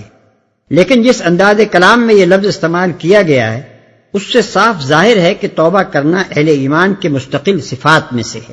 اس لیے اس کا صحیح مفہوم یہ ہے کہ وہ ایک ہی مرتبہ توبہ نہیں کرتے بلکہ ہمیشہ توبہ کرتے رہتے ہیں، اور توبہ کے اصل معنی رجوع کرنے یا پلٹنے کے ہیں۔ لہذا اس لفظ کی حقیقی روح ظاہر کرنے کے لیے ہم نے اس کا تشریحی ترجمہ یوں کیا ہے کہ وہ اللہ کی طرف بار بار پلٹتے ہیں۔ مومن اگرچہ اپنے پورے شعور و ارادے کے ساتھ اللہ تعالیٰ سے اپنے نفس و مال کی بے کا معاملہ طے کرتا ہے،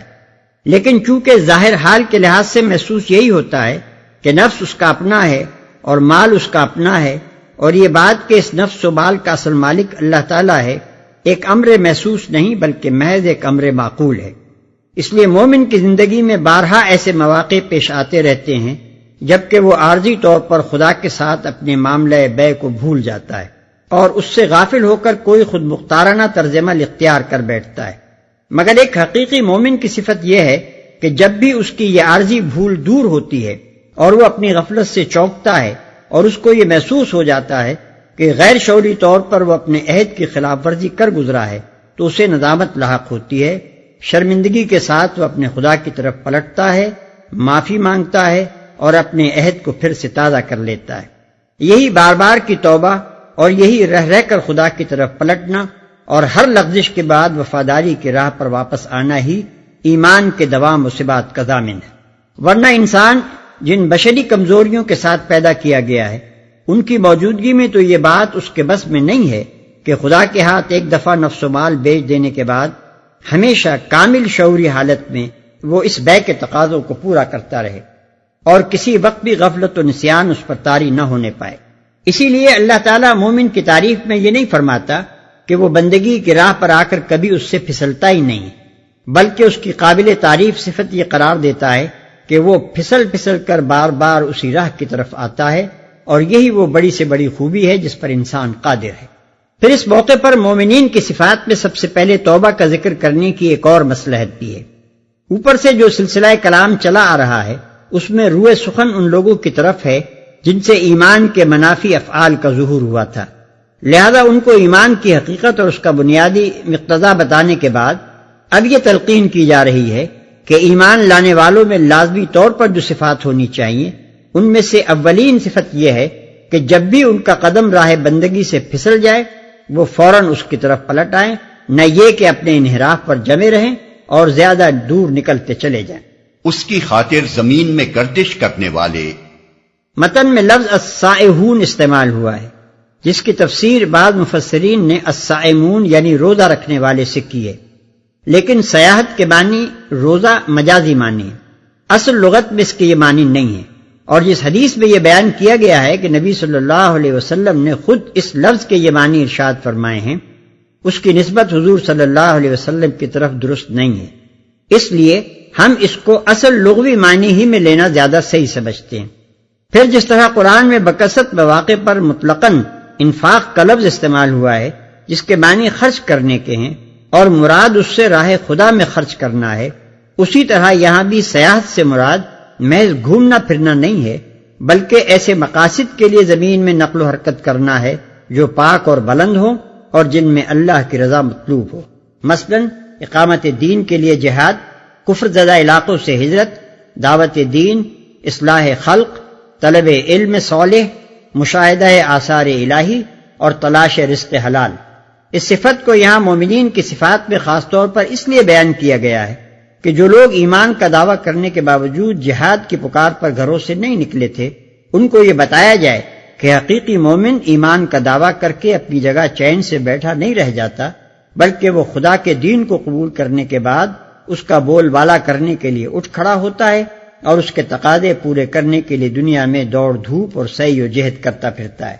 اور اللہ کے حدود کی حفاظت کرنے والے، یعنی اللہ تعالیٰ نے عقائد، عبادات، اخلاق، معاشرت، تمدن، معیشت، سیاست، عدالت اور صلح و جنگ کے معاملات میں جو حدیں مقرر کر دی ہیں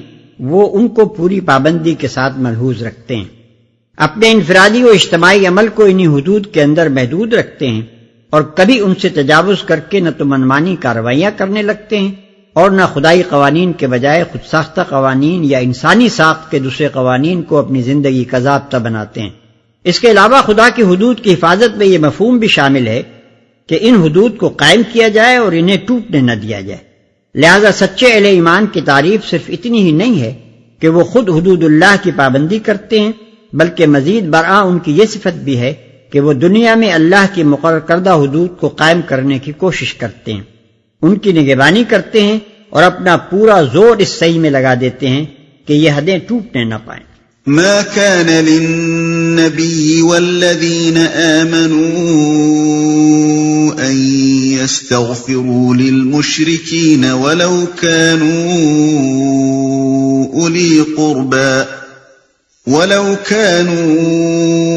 أولي قربى من بعد ما تبين لهم أنهم أصحاب الجحيم۔ نبی کو اور ان لوگوں کو جو ایمان لائے ہیں زیبا نہیں ہے کہ مشرکوں کے لیے مغفرت کی دعا کریں چاہے وہ ان کے رشتہ دار ہی کیوں نہ ہوں، جبکہ ان پر یہ بات کھل چکی ہے کہ وہ جہنم کے مستحق ہیں۔ کسی شخص کے لیے معافی کی درخواست لازماً یہ معنی رکھتی ہے کہ اول تو ہم اس کے ساتھ ہمدردی و محبت رکھتے ہیں، دوسرے یہ کہ ہم اس کے قصور کو قابل معافی سمجھتے ہیں۔ یہ دونوں باتیں اس شخص کے معاملے میں تو درست ہیں جو وفاداری کے زمرے میں شامل ہو اور صرف گناہگار، لیکن جو شخص کھلا ہوا باغی ہو اس کے ساتھ ہمدردی و محبت رکھنا اور اس کے جرم کو قابل معافی سمجھنا نہ صرف یہ کہ اصولاً غلط ہے بلکہ اس سے خود ہماری اپنی وفاداری مشتبہ ہو جاتی ہے۔ اور اگر ہم محض اس بنا پر کہ وہ ہمارا رشتہ دار ہے یہ چاہیں کہ اسے معاف کر دیا جائے تو اس کے معنی یہ ہیں کہ ہمارے نزدیک رشتہ داری کا تعلق خدا کی وفاداری کے مقتضیات کی بنسبت زیادہ قیمتی ہے، اور یہ کہ خدا اور اس کے دین کے ساتھ ہماری محبت بے لاگ نہیں ہے، اور یہ کہ جو لاگ ہم نے خدا کے باغیوں کے ساتھ لگا رکھی ہے ہم چاہتے ہیں کہ خدا خود بھی اسی لاگ کو قبول کر لے اور ہمارے رشتہ دار کو تو ضرور بخش دے، خواہ اسی جرم کا ارتکاب کرنے والے دوسرے مجرموں کو جہنم میں جھونک دے۔ یہ تمام باتیں غلط ہیں، اخلاص اور وفاداری کے خلاف ہیں، اور اس ایمان کے منافی ہیں جس کا تقاضا یہ ہے کہ خدا اور اس کے دین کے ساتھ ہماری محبت بالکل بے لاگ ہو، خدا کا دوست ہمارا دوست ہو اور اس کا دشمن ہمارا دشمن۔ اسی بنا پر اللہ تعالیٰ نے یہ نہیں فرمایا کہ مشرکوں کے لیے مغفرت کی دعا نہ کرو، بلکہ یوں فرمایا ہے کہ تمہارے لیے یہ زیبا نہیں ہے کہ تم ان کے لیے مغفرت کی دعا کرو، یعنی ہمارے منع کرنے سے اگر تم باز رہے تو کچھ بات نہیں، تم میں تو خود وفاداری کی حس اتنی تیز ہونی چاہیے کہ جو ہمارا باغی ہے اس کے ساتھ ہمدردی رکھنا اور اس کے جرم کو قابل معافی سمجھنا تم کو اپنے لیے نازیبا محسوس ہو۔ یہاں اتنا اور سمجھ لینا چاہیے کہ خدا کے باغیوں کے ساتھ جو ہمدردی ممنوع ہے وہ صرف وہ ہمدردی ہے جو دین کے معاملے میں دخل انداز ہوتی ہو۔ رہی انسانی ہمدردی اور دنیاوی تعلقات میں صلہ رحمی، مواسات اور رحمت و شفقت کا برتاؤ تو یہ ممنوع نہیں ہے بلکہ محمود ہے۔ رشتہ دار خواہ کافر ہو یا مومن اس کے دنیاوی حقوق ضرور ادا کیے جائیں گے، مصیبت زدہ انسان کی بہرحال مدد کی جائے گی، حاجت مند آدمی کو بہر صورت سہارا دیا جائے گا، بیمار اور زخمی کے ساتھ ہمدردی میں کوئی کسر اٹھا نہ رکھی جائے گی، یتیم کے سر پر یقیناً شفقت کا ہاتھ رکھا جائے گا۔ ایسے معاملات میں ہرگز یہ امتیاز نہ کیا جائے گا کہ کون مسلم ہے اور کون غیر مسلم۔ وما كان استغفار إبراهيم لأبيه إلا عن موعدة وعدها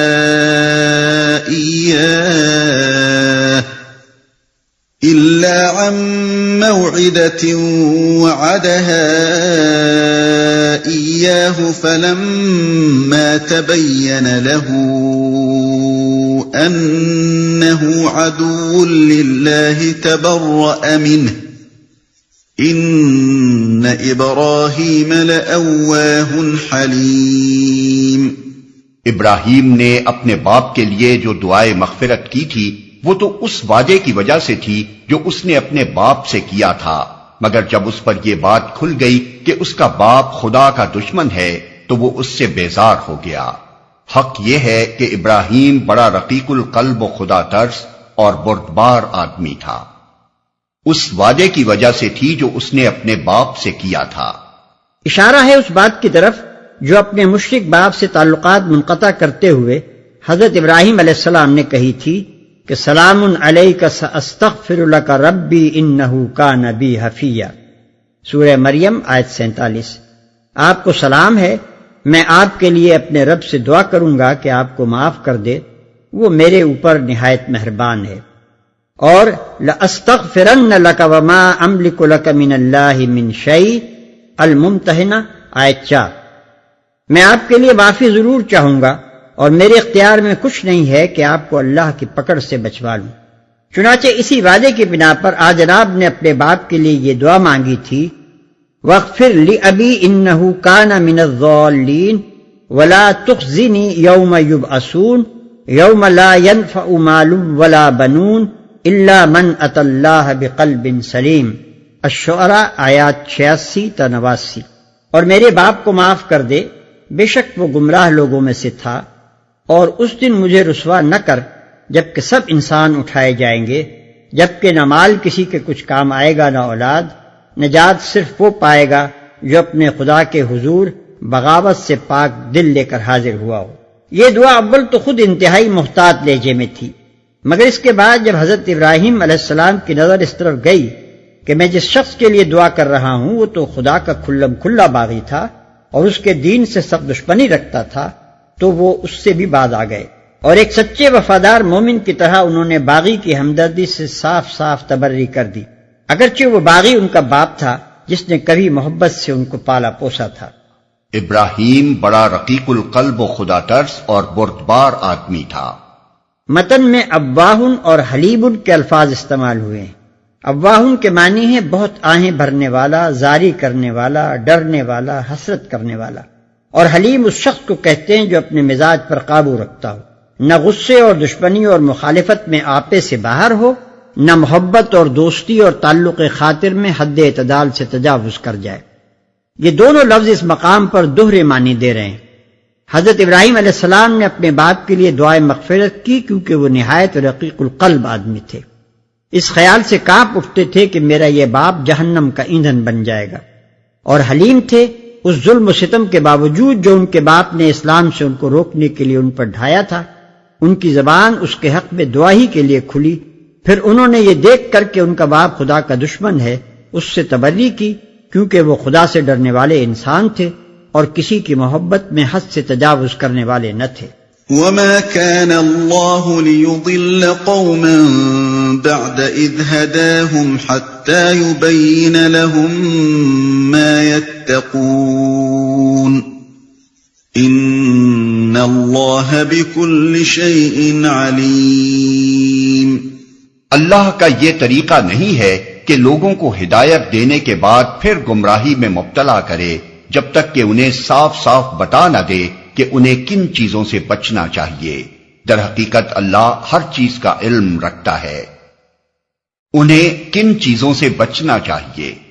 یعنی اللہ پہلے یہ بتا دیتا ہے کہ لوگوں کو کن خیالات، کن اعمال اور کن طریقوں سے بچنا چاہیے، پھر جب وہ باز نہیں آتے اور غلط فکری اور غلط کاری ہی پر اصرار کیے چلے جاتے ہیں تو اللہ تعالیٰ بھی ان کی ہدایت و رہنمائی سے ہاتھ کھینچ لیتا ہے اور اسی غلط راہ پر انہیں دھکیل دیتا ہے جس پر وہ خود جانا چاہتے ہیں۔ یہ ارشاد ایک قاعدہ کلیہ بیان کرتا ہے جس سے قرآن مجید کے وہ تمام مقامات اچھی طرح سمجھے جا سکتے ہیں جہاں ہدایت دینے اور گمراہ کرنے کو اللہ تعالیٰ نے اپنا فعل بتایا ہے۔ خدا کا ہدایت دینا یہ ہے کہ وہ صحیح طریقے فکر و عمل اپنے انبیاء اور اپنی کتابوں کے ذریعے سے لوگوں کے سامنے واضح طور پر پیش کر دیتا ہے، پھر جو لوگ اس طریقے پر خود چلنے کے لیے آمادہ ہوں انہیں اس کی توفیق بخشتا ہے۔ اور خدا کا گمراہی میں ڈالنا یہ ہے کہ جو صحیح طریقے فکر و عمل اس نے بتا دیا ہے اگر اس کے خلاف چلنے ہی پر کوئی اصرار کرے اور سیدھا نہ چلنا چاہے تو خدا اس کو زبردستی راست بھی اور راست رو نہیں بناتا، بلکہ جدھر وہ خود جانا چاہتا ہے اسی طرف اس کو جانے کی توفیق دے دیتا ہے۔ اس خاص سلسلہ کلام میں یہ بات جس مناسبت سے بیان ہوئی ہے وہ پچھلی تقریر اور بعد کی تقریر پر غور کرنے سے بآسانی سمجھ میں آ سکتی ہے۔ یہ ایک طرح کی تنبیہ ہے جو نہایت موضوع طریقے سے پچھلے بیان کا خاتمہ بھی قرار پا سکتی ہے اور آگے جو بیان آ رہا ہے اس کی تمہید بھی۔ ان اللہ له ملک السماوات والارض يحيي ويميت وما لكم من دون اللہ من ولی ولا نصیر۔ اور یہ بھی واقعہ ہے کہ اللہ ہی کے قبضے میں آسمان و زمین کی سلطنت ہے، اسی کے اختیار میں زندگی و موت ہے، اور تمہارا کوئی حامی و مددگار ایسا نہیں ہے جو تمہیں اس سے بچا سکے۔ لقد تاب اللہ علی النبی والمہاجرین والانصار الذین اتبعوه في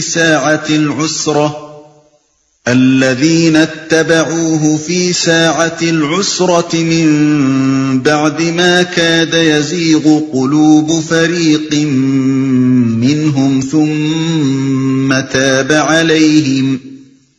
إنه بهم رؤوف رحيم۔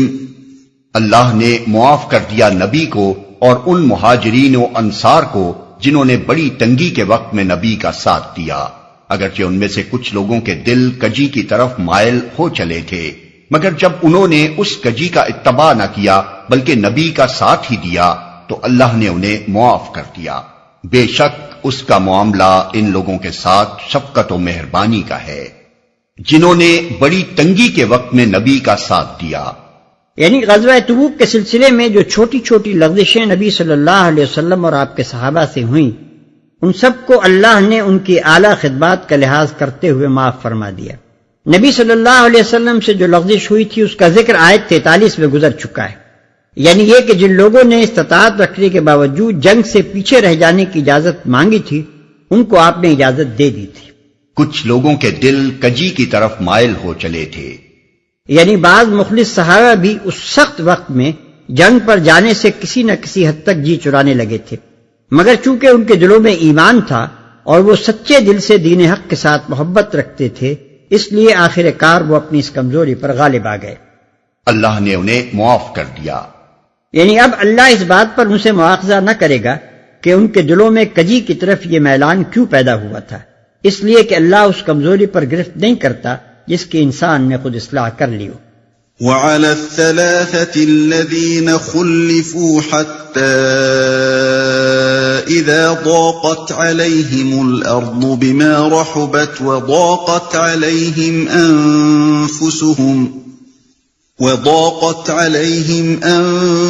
أنفسهم وظنوا أن لا ملجأ من الله إلا إليه ثم تاب عليهم ليتوبوا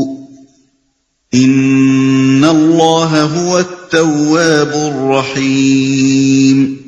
اور ان تینوں کو بھی اس نے معاف کیا جن کے معاملے کو ملتوی کر دیا گیا تھا، جب زمین اپنی ساری وسعت کے باوجود ان پر تنگ ہو گئی اور ان کی اپنی جانیں بھی ان پر بار ہونے لگیں، اور انہوں نے جان لیا کہ اللہ سے بچنے کے لیے کوئی جائے پناہ خود اللہ ہی کے دامن رحمت کے سوا نہیں ہے، تو اللہ اپنی مہربانی سے ان کی طرف پلٹا تاکہ وہ اس کی طرف پلٹ آئیں۔ یقیناً وہ بڑا معاف کرنے والا اور رحیم ہے۔ جن کے معاملے کو ملتوی کر دیا گیا تھا، نبی صلی اللہ علیہ وسلم جب تبوک سے مدینہ واپس تشریف لائے تو وہ لوگ معذرت کرنے کے لیے حاضر ہوئے جو پیچھے رہ گئے۔ ان میں 80 سے کچھ زیادہ منافق تھے اور 3 سچے مومن بھی تھے۔ منافقین جھوٹے عذرات پیش کرتے گئے اور حضور صلی اللہ علیہ وسلم ان کی معذرت قبول کرتے چلے گئے۔ پھر ان تینوں مومنوں کی باری آئی اور انہوں نے صاف صاف اپنے قصور کا اعتراف کر لیا۔ نبی صلی اللہ علیہ وسلم نے ان تینوں کے معاملے میں فیصلے کو ملتوی کر دیا اور عام مسلمانوں کو حکم دے دیا کہ جب تک خدا کا حکم نہ آئے ان سے کسی قسم کا معاشرتی تعلق نہ رکھا جائے۔ اسی معاملے کا فیصلہ کرنے کے لیے یہ آیت نازل ہوئی۔ یہاں یہ بات پیش نظر رہے کہ ان 3 اصحاب کا معاملہ ان 7 اصحاب سے مختلف ہے جن کا ذکر اس سے پہلے گزر چکا ہے۔ انہوں نے بعض پرس سے پہلے ہی خود اپنے آپ کو سزا دے لی تھی۔ یقیناً وہ بڑا معاف کرنے والا اور رحیم ہے۔ یہ تینوں صاحب کعب بن مالک، ہلال بن امیہ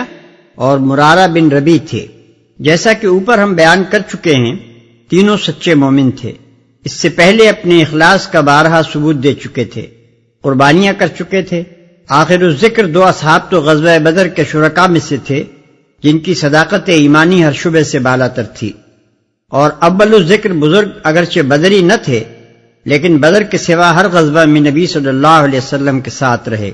ان خدمات کے باوجود جو سستی اس نازک موقع پر جبکہ تمام قابل جنگ اہل ایمان کو جنگ کے لیے نکل آنے کا حکم دیا گیا تھا، ان حضرات نے دکھائی، اس پر سخت گرفت کی گئی۔ نبی صلی اللہ علیہ وسلم نے تبوک سے واپس تشریف لا کر مسلمانوں کو حکم دے دیا کہ کوئی ان سے سلام کلام نہ کرے۔ 40 دن کے بعد ان کی بیویوں کو بھی ان سے الگ رہنے کی تاکید کر دی گئی۔ فی الواقع مدینے کی بستی میں ان کا وہی حال ہو گیا تھا جس کی تصویر اس آیت میں کھینچی گئی ہے۔ آخر ایک کار جب ان کے مقاطع کو 50 دن ہو گئے تب معافی کا یہ حکم نازل ہوا۔ ان تینوں صاحبوں میں سے حضرت کعب بن مالک رضی اللہ عنہ نے اپنا قصہ بہت تفصیل کے ساتھ بیان کیا ہے جو غائب درجہ سبق آموز ہے۔ اپنے بڑھاپے کے زمانے میں جبکہ وہ نابینا ہو چکے تھے، انہوں نے اپنے صاحبزادے عبداللہ سے جو ان کا ہاتھ پکڑ کر انہیں چلایا کرتے تھے یہ قصہ خود بیان کیا۔ وہ فرماتے ہیں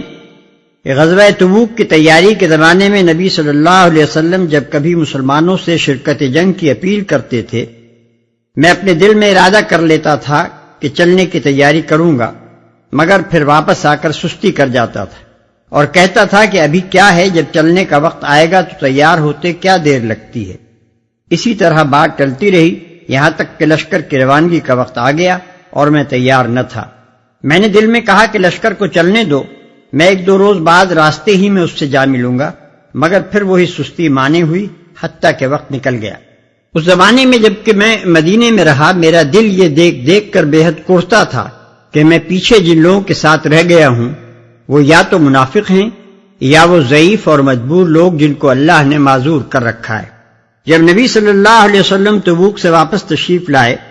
تو حسب معمول آپ نے پہلے مسجد آ کر 2 رکعت نماز پڑھی، پھر لوگوں سے ملاقات کے لیے بیٹھے۔ اس مجلس میں منافقین نے آ کر اپنے عذرات لمبی چوڑی قسموں کے ساتھ پیش کرنے شروع کیے۔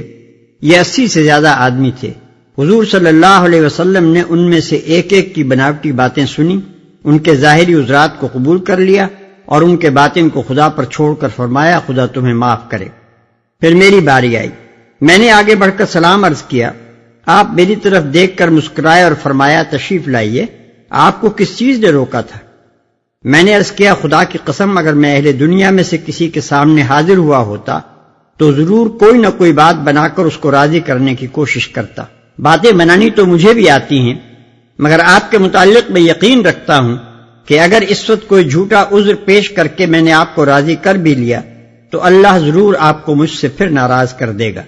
البتہ اگر سچ کہوں تو چاہے آپ ناراض ہی کیوں نہ ہوں، مجھے امید ہے کہ اللہ میرے لیے معافی کی کوئی صورت پیدا فرما دے گا۔ واقعہ یہ ہے کہ میرے پاس کوئی عذر نہیں ہے جسے پیش کر سکوں، میں جانے پر پوری طرح قادر تھا۔ اس پر حضور نے فرمایا یہ شخص ہے جس نے سچی بات کہی، اچھا اٹھ جاؤ اور انتظار کرو یہاں تک کہ اللہ تمہارے معاملے میں کوئی فیصلہ کرے۔ میں اٹھا اور اپنے قبیلے کے لوگوں میں جا بیٹھا۔ یہاں سب کے سب میرے پیچھے پڑ گئے اور مجھے بہت ملامت کی کہ تو نے کوئی عذر کیوں نہ کر دیا۔ یہ باتیں سن کر میرا نفس بھی کچھ آمادہ ہونے لگا کہ پھر حاضر ہو کر کوئی بات بنا دوں، مگر جب مجھے معلوم ہوا کہ 2 اور صالح آدمیوں مرارہ بن ربی اور ہلال بن امیہ نے بھی وہی سچی بات کہی ہے جو میں نے کہی تھی تو مجھے تسکین ہو گئی اور میں اپنی سچائی پر جمع رہا۔ اس کے بعد نبی صلی اللہ علیہ وسلم نے عام حکم دے دیا کہ ہم تینوں آدمیوں سے کوئی بات نہ کرے۔ وہ دونوں تو گھر بیٹھ گئے مگر میں نکلتا تھا، جماعت کے ساتھ نماز پڑھتا تھا، بازاروں میں چلتا پھرتا تھا اور کوئی مجھ سے بات نہ کرتا تھا۔ ایسا معلوم ہوتا تھا کہ یہ سرزمین بالکل بدل گئی ہے، میں یہاں اجنبی ہوں اور اس بستی میں کوئی بھی میرا واقف کار نہیں۔ مسجد میں نماز کے لیے جاتا تو حسب معمول نبی صلی اللہ علیہ وسلم کو سلام کرتا تھا، مگر بس انتظار ہی کرتا رہ جاتا تھا کہ جواب کے لیے آپ کے ہونٹ جنبش کریں۔ نماز میں نظریں چرا کر حضور کو دیکھتا تھا کہ آپ کی نگاہیں مجھ پر کیسی پڑتی ہیں،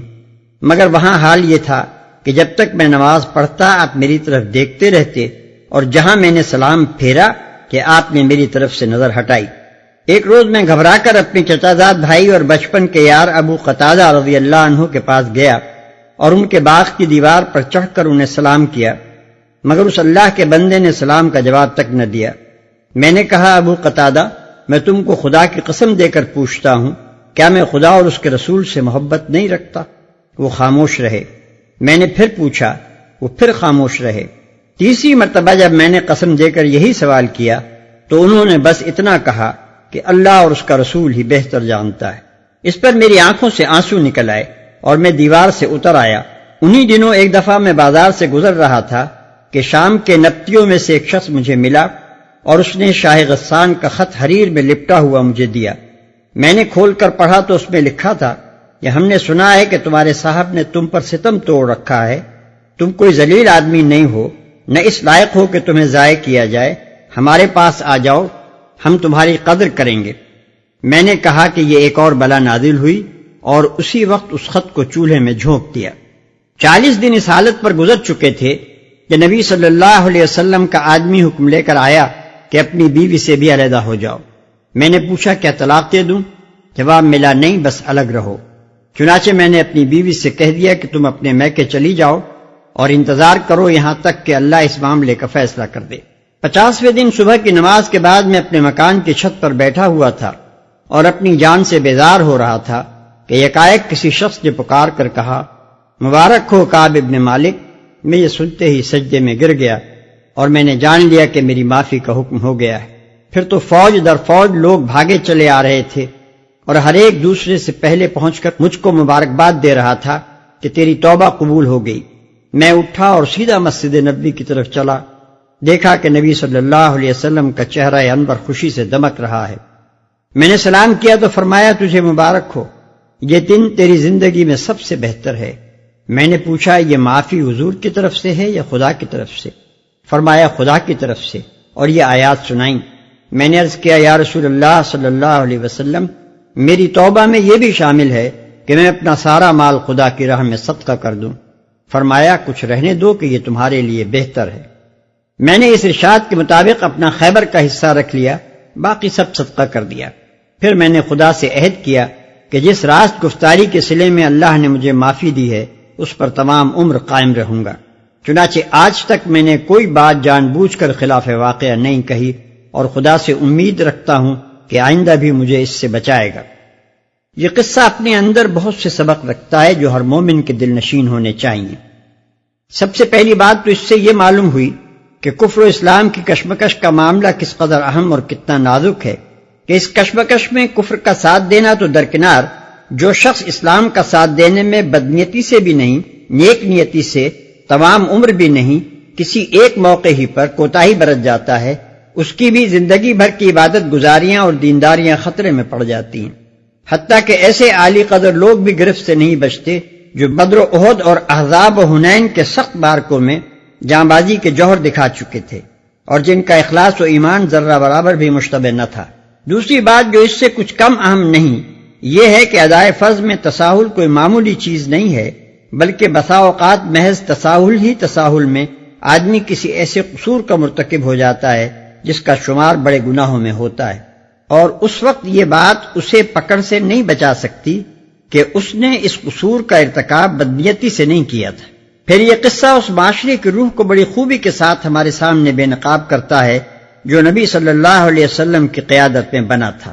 ایک طرف منافقین ہیں جن کی غداریاں سب پر آشکارا ہیں،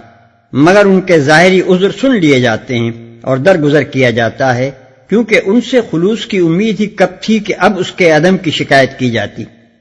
دوسری طرف ایک آزمودہ کار مومن ہے جس کی جانثاری پر شبہ تک کی گنجائش نہیں، اور وہ جھوٹی باتیں بھی نہیں بناتا، صاف صاف قصور کا اعتراف کر لیتا ہے، مگر اس پر غضب کی بارش برسا دی جاتی ہے، نہ اس بنا پر کہ اس کے مومن ہونے میں کوئی شبہ ہو گیا ہے، بلکہ اس بنا پر کہ مومن ہو کر اس نے وہ کام کیوں کیا جو منافقوں کے کرنے کا تھا۔ مطلب یہ تھا کہ زمین کے نمک تو تم ہو، تم سے بھی اگر نمکینی حاصل نہ ہوئی تو پھر اور نمک کہاں سے آئے گا۔ پھر لطف یہ ہے کہ سارے قضیے میں لیڈر جس شان سے سزا دیتا ہے اور پیرو جس شان سے سزا کو بھگتتا ہے اور پوری جماعت جس شان سے سزا کو نافذ کرتی ہے، اس کا ہر پہلو بے نظیر ہے، اور یہ فیصلہ کرنا مشکل ہو جاتا ہے کہ کس کی زیادہ تعریف کی جائے۔ لیڈر نہایت سخت سزا دے رہا ہے، مگر غصے اور نفرت کے ساتھ نہیں، گہری محبت کے ساتھ دے رہا ہے۔ بات کی طرح شعلہ بار نگاہوں کا ایک گوشہ ہر وقت یہ خبر دے جاتا ہے کہ تجھ سے دشمنی نہیں ہے، بلکہ تیرے قصور پر تیری ہی خاطر دل دکھا ہے، تو درست ہو جائے تو یہ سینہ تجھے چمٹا لینے کے لیے بے چین ہے۔ پیرو سزا کی سختی پر تڑپ رہا ہے، مگر صرف یہی نہیں کہ اس کا قدم زیادہ اطاعت سے ایک لمحے کے لیے بھی نہیں ڈگمگاتا، اور صرف یہی نہیں کہ اس پر غرور نفس اور حمیت جاہلیہ کا کوئی دورہ نہیں پڑتا، اور علانیہ استکبار پر اتر آنا تو درکنار، وہ دل میں اپنے محبوب لیڈر کے خلاف کوئی شکایت تک نہیں آنے دیتا، بلکہ اس کے برعکس وہ لیڈر کی محبت میں اور زیادہ سرشار ہو گیا۔ سزا کے ان پورے 50 دنوں میں اس کی نظریں سب سے زیادہ بےتابی کے ساتھ جس چیز کی تلاش میں رہی وہ یہ تھی کہ سردار کی آنکھوں میں وہ گوشہ التفات اس کے لیے باقی ہے یا نہیں جو اس کی امیدوں کا آخری سہارا ہے۔ گویا وہ ایک قہر زدہ کسان تھا جس کا سارا سرمایہ امید بس ایک ذرا سا لکہ ابر تھا جو آسمان کے کنارے پر نظر آتا تھا۔ پھر جماعت کو دیکھیے تو اس کے ڈسپلن اور اس کی صالح اخلاقی اسپرٹ پر انسان اشش کر جاتا ہے۔ ڈسپلن کا یہ حال کہ ادھر لیڈر کی زبان سے بائیکاٹ کا حکم نکلا، ادھر پوری جماعت نے مجرم سے نگاہیں پھیر لیں۔ جلبت تو درکنار، خلوت تک میں کوئی قریب سے قریب رشتہ دار اور کوئی گہرے سے گہرا دوست بھی اس سے بات نہیں کرتا، بیوی تک اس سے الگ ہو جاتی ہے، خدا کا واسطہ دے دے کر پوچھتا ہے کہ میرے خلوص پہ تو تم کو شبہ نہیں ہے، مگر وہ لوگ بھی جو مدت العمر سے اس کو مخلص جانتے تھے صاف کہہ دیتے ہیں کہ ہم سے نہیں، خدا اور اس کے رسول سے اپنے خلوص کی سند حاصل کرو۔ دوسری طرف اخلاقی اسپرٹ اتنی بلند اور پاکیزہ کہ ایک شخص کی چڑھی ہوئی کمان اترتے ہی مردار خوروں کا کوئی گروہ اس کا گوشت نوچنے اور اسے پھاڑ کھانے کے لیے نہیں لپکتا، بلکہ اس پورے زمانہ عتاب میں جماعت کا ایک ایک فرد اپنے اس ماتوب بھائی کی مصیبت پر رنجیدہ اور اس کو پھر سے اٹھا کر گلے لگا لینے کے لیے بےتاب رہتا ہے، اور معافی کا اعلان ہوتے ہی لوگ دوڑ پڑتے ہیں کہ جلدی سے جلدی پہنچ کر اس سے ملیں اور اسے خوشخبری پہنچائیں۔ یہ نمونہ ہے اس صالح جماعت کا جسے قرآن دنیا میں قائم کرنا چاہتا ہے۔ اس پس منظر میں جب ہم آیت زیر بحث کو دیکھتے ہیں تو ہم پر یہ بات واضح ہو جاتی ہے کہ ان صاحبوں کو اللہ کے دربار سے جو معافی ملی ہے اور اس معافی کے انداز بیان میں جو رحمت و شفقت ٹپکی پڑ رہی ہے، اس کی وجہ ان کا وہ اخلاص ہے جس کا ثبوت انہوں نے 50 دن کی سخت سزا کے دوران میں دیا تھا۔ اگر قصور کر کے وہ اکڑتے اور اپنے لیڈر کی ناراضی کا جواب غصے اور عناد سے دیتے اور سزا ملنے پر اس طرح بفرتے جس طرح کسی خود پرست انسان کا غرور نفس زخم کھا کر بفرا کرتا ہے، اور مقاطعے کے دوران میں ان کا طرز عمل یہ ہوتا کہ ہمیں جماعت سے کٹ جانا گوارا ہے مگر اپنی خودی کے بت پر چوٹ کھانا گوارا نہیں ہے، اور اگر یہ سزا کا پورا زمانہ وہ اس دوڑ دھوپ میں گزارتے کہ جماعت کے اندر بددلی پھیلائیں اور بددل لوگوں کو ڈھونڈ ڈھونڈ کر اپنے ساتھ ملائیں تاکہ ایک جتھا تیار ہو، تو معافی کیسی، انہیں تو بالیقین جماعت سے کاٹ پھینکا جاتا، اور اس سزا کے بعد ان کی اپنی منہ مانگی سزا ان کو یہ دی جاتی کہ جاؤ اب اپنی خودی کے بت ہی کو پوجتے رہو۔ اعلائے کلمت الحق کی جد و جہد میں حصہ لینے کی سعادت اب تمہارے نصیب میں کبھی نہ آئے گی۔ لیکن ان تینوں صاحبوں نے اس کڑی آزمائش کے موقع پر یہ راستہ اختیار نہیں کیا، اگرچہ یہ بھی ان کے لیے کھلا ہوا تھا۔ اس کے برعکس انہوں نے وہ روش اختیار کی جو ابھی آپ سن آئے ہیں۔ اس روش کو اختیار کر کے انہوں نے ثابت کر دیا کہ خدا پرستی نے ان کے سینے میں کوئی بت باقی نہیں چھوڑا ہے جسے وہ پوجیں، اور اپنی پوری شخصیت کو انہوں نے راہ خدا کی جد و جہد میں جھونک دیا ہے، اور وہ اپنی واپسی کی کشتیاں اس طرح جلا کر اسلامی جماعت میں آئے ہیں کہ اب یہاں سے پلٹ کر کہیں اور نہیں جا سکتے۔ یہاں کی ٹھوکریں کھائیں گے مگر یہیں مریں گے اور کھپیں گے۔ کسی دوسری جگہ بڑی سے بڑی عزت بھی ملتی ہو تو یہاں کی ذلت چھوڑ کر اسے لینے نہ جائیں گے۔ اس کے بعد اگر انہیں اٹھا کر سینے سے لگا نہ لیا جاتا تو اور کیا کیا جا سکتا تھا۔ یہی وجہ ہے کہ اللہ تعالیٰ ان کی معافی کا ذکر ایسے شفقت بھرے الفاظ میں فرماتا ہے کہ ہم ان کی طرف پلٹے تاکہ وہ ہماری طرف پلٹ آئیں۔ ان چند لفظوں میں اس حالت کی تصویر کھینچ دی گئی ہے کہ آقا نے پہلے تو ان بندوں سے نظر پھیر لی تھی، مگر جب وہ بھاگے نہیں بلکہ دل شکستہ ہو کر اسی کے در پر بیٹھ گئے تو ان کی شان وفاداری دیکھ کر آقا سے خود نہ رہا گیا، جوش محبت سے بے قرار ہو کر وہ آپ نکل آیا تاکہ انہیں دروازے سے اٹھا لائے۔ يا أيها الذين آمنوا اتقوا الله وكونوا مع الصادقين۔ اے لوگو جو ایمان لائے ہو اللہ سے ڈرو اور سچے لوگوں کا ساتھ دو۔ ما كان لأهل المدينة ومن حولهم من الأعراب أن يتخلفوا عن رسول الله ولا يرغبوا بأنفسهم عن نفسه ذلك بأنهم لا يصيبهم ظمأ ولا نصب ولا مخمصة في سبيل الله ولا يطؤون موطئا يغيظ الكفار ولا ينالون من عدو نيلا إلا كتب لهم به عمل صالح إن الله لا يضيع أجر المحسنين۔ مدینے کے باشندوں اور گرد و نواح کے بدویوں کو یہ ہرگز زیبا نہ تھا کہ اللہ کے رسول کو چھوڑ کر گھر بیٹھ رہتے اور اس کی طرف سے بے پرواہ ہو کر اپنے اپنے نفس کی فکر میں لگ جاتے، اس لیے کہ ایسا کبھی نہ ہوگا کہ اللہ کی راہ میں بھوک پیاس اور جسمانی مشقت کی کوئی تکلیف وہ جھیلیں اور منکرین حق کو جو راہ ناگوار ہے اس پر کوئی قدم وہ اٹھائیں اور کسی دشمن سے عداوت حق کا کوئی انتقام وہ لیں اور اس کے بدلے ان کے حق میں ایک عمل صالح نہ لکھا جائے۔ یقیناً اللہ کے ہاں محسنوں کا حق الخدمت مارا نہیں جاتا ہے. ولا ينفقون نفقة صغيرة ولا كبيرة ولا يقطعون واديا إلا كتب لهم ليجزيهم الله أحسن ما كانوا يعملون. اسی طرح یہ بھی کبھی نہ ہوگا کہ راہ خدا میں تھوڑا یا بہت کوئی خرچ وہ اٹھائیں اور سعی جہاد میں کوئی وادی وہ پار کریں اور ان کے حق میں اسے لکھ نہ لیا جائے تاکہ اللہ ان کے اس اچھے کارنامے کا صلہ انہیں عطا کرے. وما كان المؤمنون لينفروا كافة فلولا نفر من كل فرقة منهم طائفة ليتفقهوا في الدين ولينذروا قومهم إذا رجعوا إليهم لعلهم يحذرون.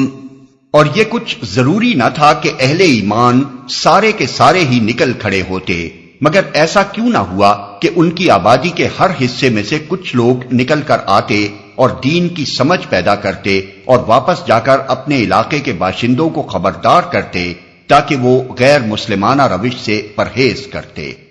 اس آیت کا منشا سمجھنے کے لیے اسی سورہ کی آیت 97 پیش نظر رکھنی چاہیے، جس میں فرمایا گیا ہے کہ بدوی عرب کفر و نفاق میں زیادہ سخت ہیں اور ان کے معاملے میں اس امر کے امکانات زیادہ ہیں کہ اس دین کی حدود سے ناواقف رہیں جو اللہ نے اپنے رسول پر نازل کیا ہے. وہاں صرف اتنی بات بیان کرنے پر اکتفا کیا گیا تھا کہ دارالاسلام کی دیہاتی آبادی کا بیشتر حصہ مرض نفاق میں اس وجہ سے مبتلا ہے کہ یہ سارے کے سارے لوگ جہالت پہ پڑے ہوئے ہیں، علم کے مرکز سے وابستہ نہ ہونے اور اہل علم کی صحبت میسر نہ آنے کی وجہ سے اللہ کے دین کی حدود ان کو معلوم نہیں ہیں. اب یہ فرمایا جا رہا ہے کہ دیہاتی آبادیوں کو اس حالت میں پڑا نہ رہنے دیا جائے، بلکہ ان کی جہالت کو دور کرنے اور ان کے اندر شعور اسلامی پیدا کرنے کا باقاعدہ انتظام ہونا چاہیے. اس غرض کے لیے یہ کچھ ضروری نہیں ہے کہ تمام دیہاتی عرب اپنے اپنے گھروں سے نکل کر مدینے آ جائیں اور یہاں علم حاصل کریں. اس کے بجائے ہونا یہ چاہیے کہ ہر دیہاتی علاقے اور ہر بستی اور قبیلے سے چند آدمی نکل کر علم کے مرکزوں مثلا مدینے اور مکے اور ایسے ہی دوسرے مقامات میں آئیں اور یہاں دین کی سمجھ پیدا کریں، پھر اپنی اپنی بستیوں میں واپس جائیں اور عامت الناس کے اندر بیداری پھیلانے کی کوشش کریں. یہ ایک نہایت اہم ہدایت تھی جو تحریک اسلامی کو مستحکم کرنے کے لیے ٹھیک موقع پر دی گئی. ابتدا میں جبکہ اسلام عرب میں بالکل نیا تھا اور انتہائی شدید مخالفت کے ماحول میں آہستہ آہستہ پھیل رہا تھا، اس ہدایت کی کوئی ضرورت نہ تھی، کیونکہ اس وقت تو اسلام قبول کرتا ہی وہ شخص تھا جو پوری طرح اسے سمجھ لیتا تھا اور ہر پہلو سے اس کو جانچ پرکھ کر مطمئن ہو جاتا تھا. مگر جب یہ تحریک کامیابی کے مرحلوں میں داخل ہوئی اور زمین میں اس کا اقتدار قائم ہو گیا تو آبادیاں کی آبادیاں فوج در فوج اس میں شامل ہونے لگیں،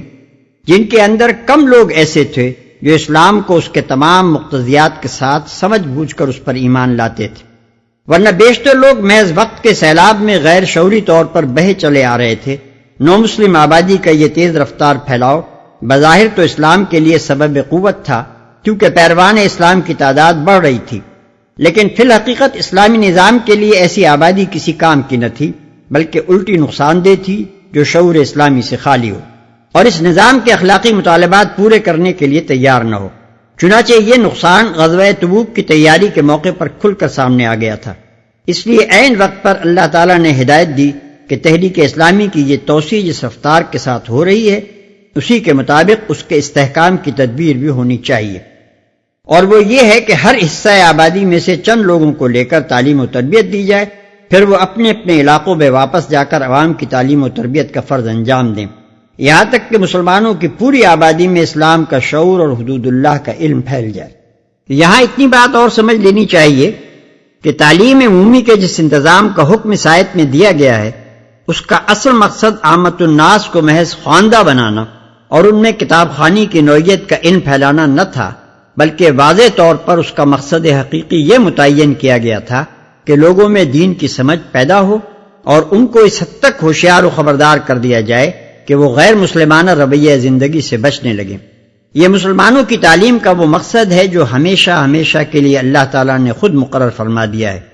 اور ہر تعلیمی نظام کو اسی لحاظ سے جانچا جائے گا کہ وہ اس مقصد کو کہاں تک پورا کرتا ہے۔ اس کا یہ مطلب نہیں ہے کہ اسلام لوگوں میں نوشت و خواند اور کتاب خوانی اور دنیوی علوم کی واقفیت پھیلانا نہیں چاہتا، بلکہ اس کا مطلب یہ ہے کہ اسلام لوگوں میں ایسی تعلیم پھیلانا چاہتا ہے جو پہلے بیان کردہ مقصد تک پہنچاتی ہو۔ ورنہ ایک ایک شخص اگر اپنے وقت کا آئنسٹائن اور فرائیڈ ہو جائے لیکن دین کے فہم سے عاری اور غیر مسلمانہ رویہ زندگی میں بھٹکا ہوا ہو تو اسلام ایسی تعلیم پر لعنت بھیجتا ہے۔ اس آیت میں لفظ لیتفقہوا فی الدین جو استعمال ہوا ہے، اس سے بعد کے لوگوں میں ایک عجیب غلط فہمی پیدا ہو گئی ہے جس کے زہریلے اثرات ایک مدت سے مسلمانوں کی مذہبی تعلیم بلکہ ان کی مذہبی زندگی پر بھی بری طرح چھائے ہوئے ہیں۔ اللہ تعالیٰ نے تو تفقہ فی الدین کو تعلیم کا مقصود بتایا تھا، جس کے معنی ہے دین کو سمجھنا، اس کے نظام میں بصیرت حاصل کرنا، اس کے مزاج اور اس کی روح سے آشنا ہونا، اور اس قابل ہو جانا کہ فکر و عمل کے ہر گوشے اور زندگی کے ہر شعبے میں انسان یہ جان سکے کہ کون سا طریق فکر اور کون سا طرز عمل روح دین کے مطابق ہے۔ لیکن آگے چل کر جو قانونی علم اصطلاحاً فقہ کے نام سے موسوم ہوا اور جو رفتہ رفتہ اسلامی زندگی کی محض صورت بمقابلہ روح کا تفصیلی علم بن کر رہ گیا، لوگوں نے اشتراک لفظی کی بنا پر سمجھ لیا کہ بس یہی وہ چیز ہے جس کا حاصل کرنا حکم الہی کے مطابق تعلیم کا منتہائی مقصود ہے، حالانکہ وہ کل مقصود نہیں بلکہ محض ایک جزو مقصود تھا۔ اس عظیم الشان غلط فہمی سے جو نقصانات دین اور پیروان دین کو پہنچے ان کا جائزہ لینے کے لیے تو ایک کتاب کی وسعت درکار ہے، مگر یہاں ہم اس پر متنبہ کرنے کے لیے مختصراً اتنا اشارہ کیے دیتے ہیں کہ مسلمانوں کی مذہبی تعلیم کو جس چیز نے روح دین سے خالی کر کے محض جسم دین اور شکل دین کی تشریح پر مرتکز کر دیا، اور بالآخر جس چیز کی بدولت مسلمانوں کی زندگی میں ایک نری بے جان ظاہرداری دینداری کی آخری منزل بن کر رہ گئی، وہ بڑی حد تک یہی غلط فہمی ہے۔ يا أيها الذين آمنوا قاتلوا الذين يلونكم من الكفار وليجدوا فيكم غلظة واعلموا أن الله مع المتقين۔ اے لوگو جو ایمان لائے ہو، جنگ کرو ان منکرین حق سے جو تم سے قریب ہیں، اور چاہیے کہ وہ تمہارے اندر سختی پائیں، اور جان لو کہ اللہ متقیوں کے ساتھ ہے۔ جنگ کرو ان منکرین حق سے جو تم سے قریب ہیں۔ آیت کے ظاہر الفاظ سے جو مطلب نکلتا ہے وہ یہ ہے کہ دارالاسلام کے جس حصے سے دشمنان اسلام کا جو علاقہ متصل ہو اس کے خلاف جنگ کرنے کی اولین ذمہ داری اسی حصے کے مسلمانوں پر عائد ہوتی ہے۔ لیکن اگر آگے کے سلسلہ کلام کے ساتھ ملا کر اس آیت کو پڑھا جائے تو معلوم ہوتا ہے کہ یہاں کفار سے مراد وہ منافق لوگ ہیں جن کا انکار حق پوری طرح نمایاں ہو چکا تھا اور جن کے اسلامی سوسائٹی میں خلط ملط رہنے سے سخت نقصانات پہنچ رہے تھے۔ رکوع 10 کی ابتدا میں بھی جہاں سے اس سلسلہ تقریر کا آغاز ہوا تھا، پہلی بات یہی کہی گئی تھی کہ اب ان آستین کے سانپوں کا استحصال کرنے کے لیے باقاعدہ جہاد شروع کر دیا جائے۔ وہی بات اب تقریر کے اختتام پر تاکید کے لیے پھر دہرائی گئی ہے تاکہ مسلمان اس کی اہمیت کو محسوس کریں اور ان منافقوں کے معاملے میں ان نسلی و نسبی اور معاشرتی تعلقات کا لحاظ نہ کریں جو ان کے اور ان کے درمیان وابستگی کے موجب بنے ہوئے تھے۔ وہاں ان کے خلاف جہاد کرنے کا حکم دیا گیا تھا، یہاں اس سے شدید تر لفظ قتال استعمال کیا گیا ہے، جس سے مراد یہ ہے کہ ان کا پوری طرح قلع قبا کر دیا جائے، کوئی کسر ان کی سرکوبی میں اٹھا نہ رکھی جائے۔ وہاں کفار اور منافق دو الگ لفظ بولے گئے تھے، یہاں ایک ہی لفظ کفار پر اکتفا کیا گیا ہے تاکہ ان لوگوں کا انکار حق جو صریح طور پر ثابت ہو چکا تھا ان کے ظاہری اقرار ایمان کے پردے میں چھپ کر کسی رعایت کا مستحق نہ سمجھ لیا جائے۔ وہ تمہارے اندر سختی پائیں، یعنی اب وہ نرم سلوک ختم ہو جانا چاہیے جو اب تک ان کے ساتھ ہوتا رہا ہے۔ یہی بات رکوع 10 کی ابتدا میں کہی گئی تھی کہ وغلظ علیہم، یعنی ان کے ساتھ سختی سے پیش آؤ۔ اللہ متقیوں کے ساتھ ہے۔ اس تنبیہ کے دو مطلب ہیں اور دونوں یکساں طور پر مراد بھی ہیں۔ ایک یہ کہ ان منکرین حق کے معاملے میں اگر تم نے اپنے شخصی اور خاندانی اور معاشی تعلقات کا لحاظ کیا تو یہ حرکت تقویٰ کے خلاف ہوگی، کیونکہ متقی ہونا اور خدا کے دشمنوں سے لاگ لگائے رکھنا دونوں ایک دوسرے کی ضد ہیں۔ لہذا خدا کی مدد اپنے شامل حال رکھنا چاہتے ہو تو اس لاگ لپیٹ سے پاک رہو۔ دوسرے یہ کہ یہ سختی اور جنگ کا جو حکم دیا جا رہا ہے اس کا یہ مطلب نہیں ہے کہ ان کے ساتھ سختی کرنے میں اخلاق و انسانیت کی بھی ساری حدیں توڑ ڈالی جائیں۔ حدود اللہ کی نگہداشت تو بہرحال تمہاری ہر کارروائی میں ملحوظ رہنی ہی چاہیے، اس کو اگر تم نے چھوڑ دیا تو اس کے معنی یہ ہوں گے کہ اللہ تمہارا ساتھ چھوڑ دے۔ وَإِذَا مَا أُنزِلَتْ سُورَةٌ فَمِنْهُمْ مَنْ يَقُولُ أَيُّكُمْ زَادَتْهُ هَذِهِ إِيمَانًا فَأَمَّا الَّذِينَ آمَنُوا فَزَادَتْهُمْ إِيمَانًا وَهُمْ يَسْتَبْشِرُونَ۔ جب کوئی نئی صورت نازل ہوتی ہے تو ان میں سے بعض لوگ مذاق کے طور پر مسلمانوں سے پوچھتے ہیں کہ کہو تم میں سے کس کے ایمان میں اس سے اضافہ ہوا؟ اس کا جواب یہ ہے کہ جو لوگ ایمان لائے ہیں ان کے ایمان میں تو فی الواقع ہر نازل ہونے والی صورت نے اضافہ ہی کیا ہے اور وہ اس سے دلشاد ہیں۔ وَأَمَّا الَّذِينَ فِي قُلُوبِهِم مَّرَضٌ فَزَادَتْهُمْ رِجْسًا إِلَى رِجْسِهِمْ وَمَاتُوا وَهُمْ كَافِرُونَ۔ البتہ جن لوگوں کے دلوں کو نفاق کا روگ لگا ہوا تھا ان کی سابق نجاست پر ہر نئی صورت نے ایک اور نجاست کا اضافہ کر دیا اور وہ مرتے دم تک کفر ہی میں مبتلا رہے۔ أَوَلَا يَرَوْنَ أَنَّهُمْ يُفْتَنُونَ فِي كُلِّ عَامٍ مَّرَّةً أَوْ مَرَّتَيْنِ ثُمَّ لَا يَتُوبُونَ وَلَا هُمْ يَذَّكَّرُونَ۔ کیا یہ لوگ دیکھتے نہیں کہ ہر سال ایک دو مرتبہ یہ آزمائش میں ڈالے جاتے ہیں مگر اس پر بھی نہ توبہ کرتے ہیں نہ کوئی سبق لیتے ہیں؟ ہر سال ایک دو مرتبہ یہ آزمائش میں ڈالے جاتے ہیں، یعنی کوئی سال ایسا نہیں گزر رہا ہے جبکہ ایک دو مرتبہ ایسے حالات نہ پیش آ جاتے ہوں جن میں ان کا دعوی ایمان آزمائش کی کسوٹی پر کسا نہ جاتا ہو اور اس کی کھوٹ کا راز فاش نہ ہو جاتا ہو۔ کبھی قرآن میں کوئی حکم ایسا آ جاتا ہے جس سے ان کی خواہشات نفس پر کوئی نئی پابندی عائد ہو جاتی ہے، کبھی دین کا کوئی ایسا مطالبہ سامنے آ جاتا ہے جس سے ان کے مفاد پر ضرب پڑتی ہے، کبھی کوئی اندرونی قضیہ ایسا رونما ہو جاتا ہے جس میں یہ امتحان مضمر ہوتا ہے کہ ان کو اپنے دنیاوی تعلقات اور اپنے شخصی و خاندانی اور قبائلی دلچسپیوں کی بنسبت خدا اور اس کا رسول اور اس کا دین کس قدر عزیز ہے۔ کبھی کوئی جنگ ایسی پیش آ جاتی ہے جس میں یہ آزمائش ہوتی ہے کہ یہ جس دین پر ایمان لانے کا دعویٰ کر رہے ہیں اس کی خاطر جان، مال، وقت اور محنت کا کتنا اثار کرنے کے لیے تیار ہیں۔ ایسے تمام مواقع پر صرف یہی نہیں کہ منافقت کی وہ گندگی جو ان کے جھوٹے اقرار کے نیچے چھپی ہوئی ہے کھل کر منظر عام پر آ جاتی ہے، بلکہ ہر مرتبہ جب یہ ایمان کے تقاضوں سے منہ موڑ کر بھاگتے ہیں تو ان کے اندر کی گندگی پہلے سے کچھ زیادہ بڑھ جاتی ہے۔ وَإِذَا مَا أُنزِلَتْ سُورَةٌ نَظَرَ بَعْضُهُمْ إِلَى بَعْضٍ هَلْ يَرَاكُمْ مِنْ أَحَدٍ ثُمَّ انصَرَفُوا صَرَفَ اللَّهُ قُلُوبَهُم بِأَنَّهُمْ قَوْمٌ لَا يَفْقَهُونَ۔ جب کوئی صورت نازل ہوتی ہے تو یہ لوگ آنکھوں ہی آنکھوں میں ایک دوسرے سے باتیں کرتے ہیں کہ کہیں تم کو کوئی دیکھ تو نہیں رہا ہے، پھر چپکے سے نکل بھاگتے ہیں۔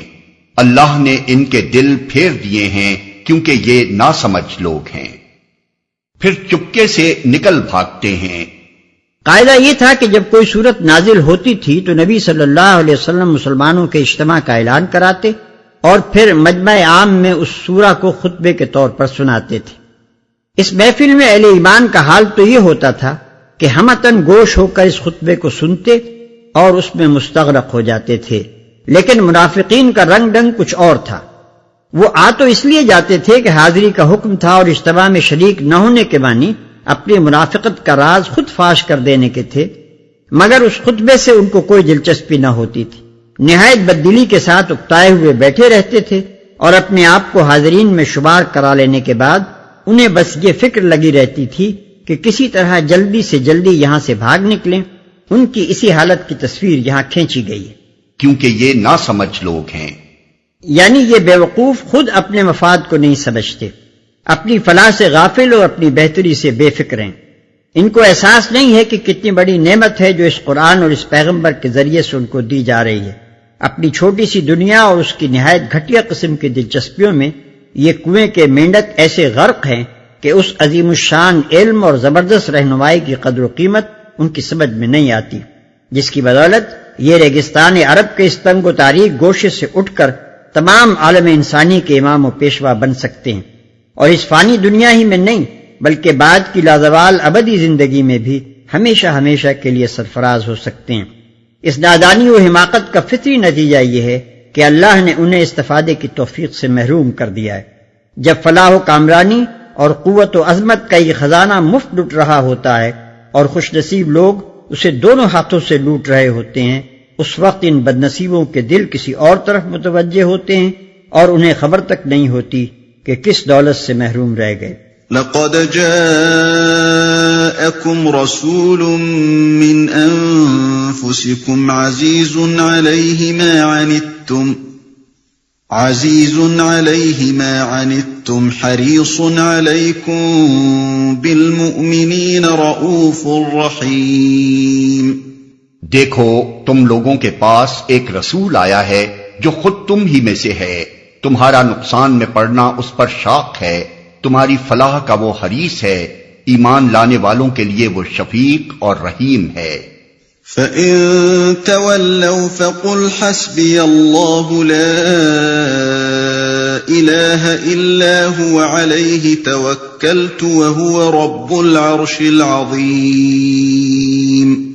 اب اگر یہ لوگ تم سے منہ پھیرتے ہیں تو اے نبی ان سے کہہ دو کہ میرے لیے اللہ بس کرتا ہے، کوئی معبود نہیں مگر وہ، اسی پر میں نے بھروسہ کیا اور وہ مالک ہے عرش عظیم کا۔ سید ابو العلا مودودی کی مارکۃ الآراء تصنیف تفہیم القرآن کی یہ سی ڈی ادارہ ترجمان القرآن کے لیے سماع و بصر نے تیار کی ہے۔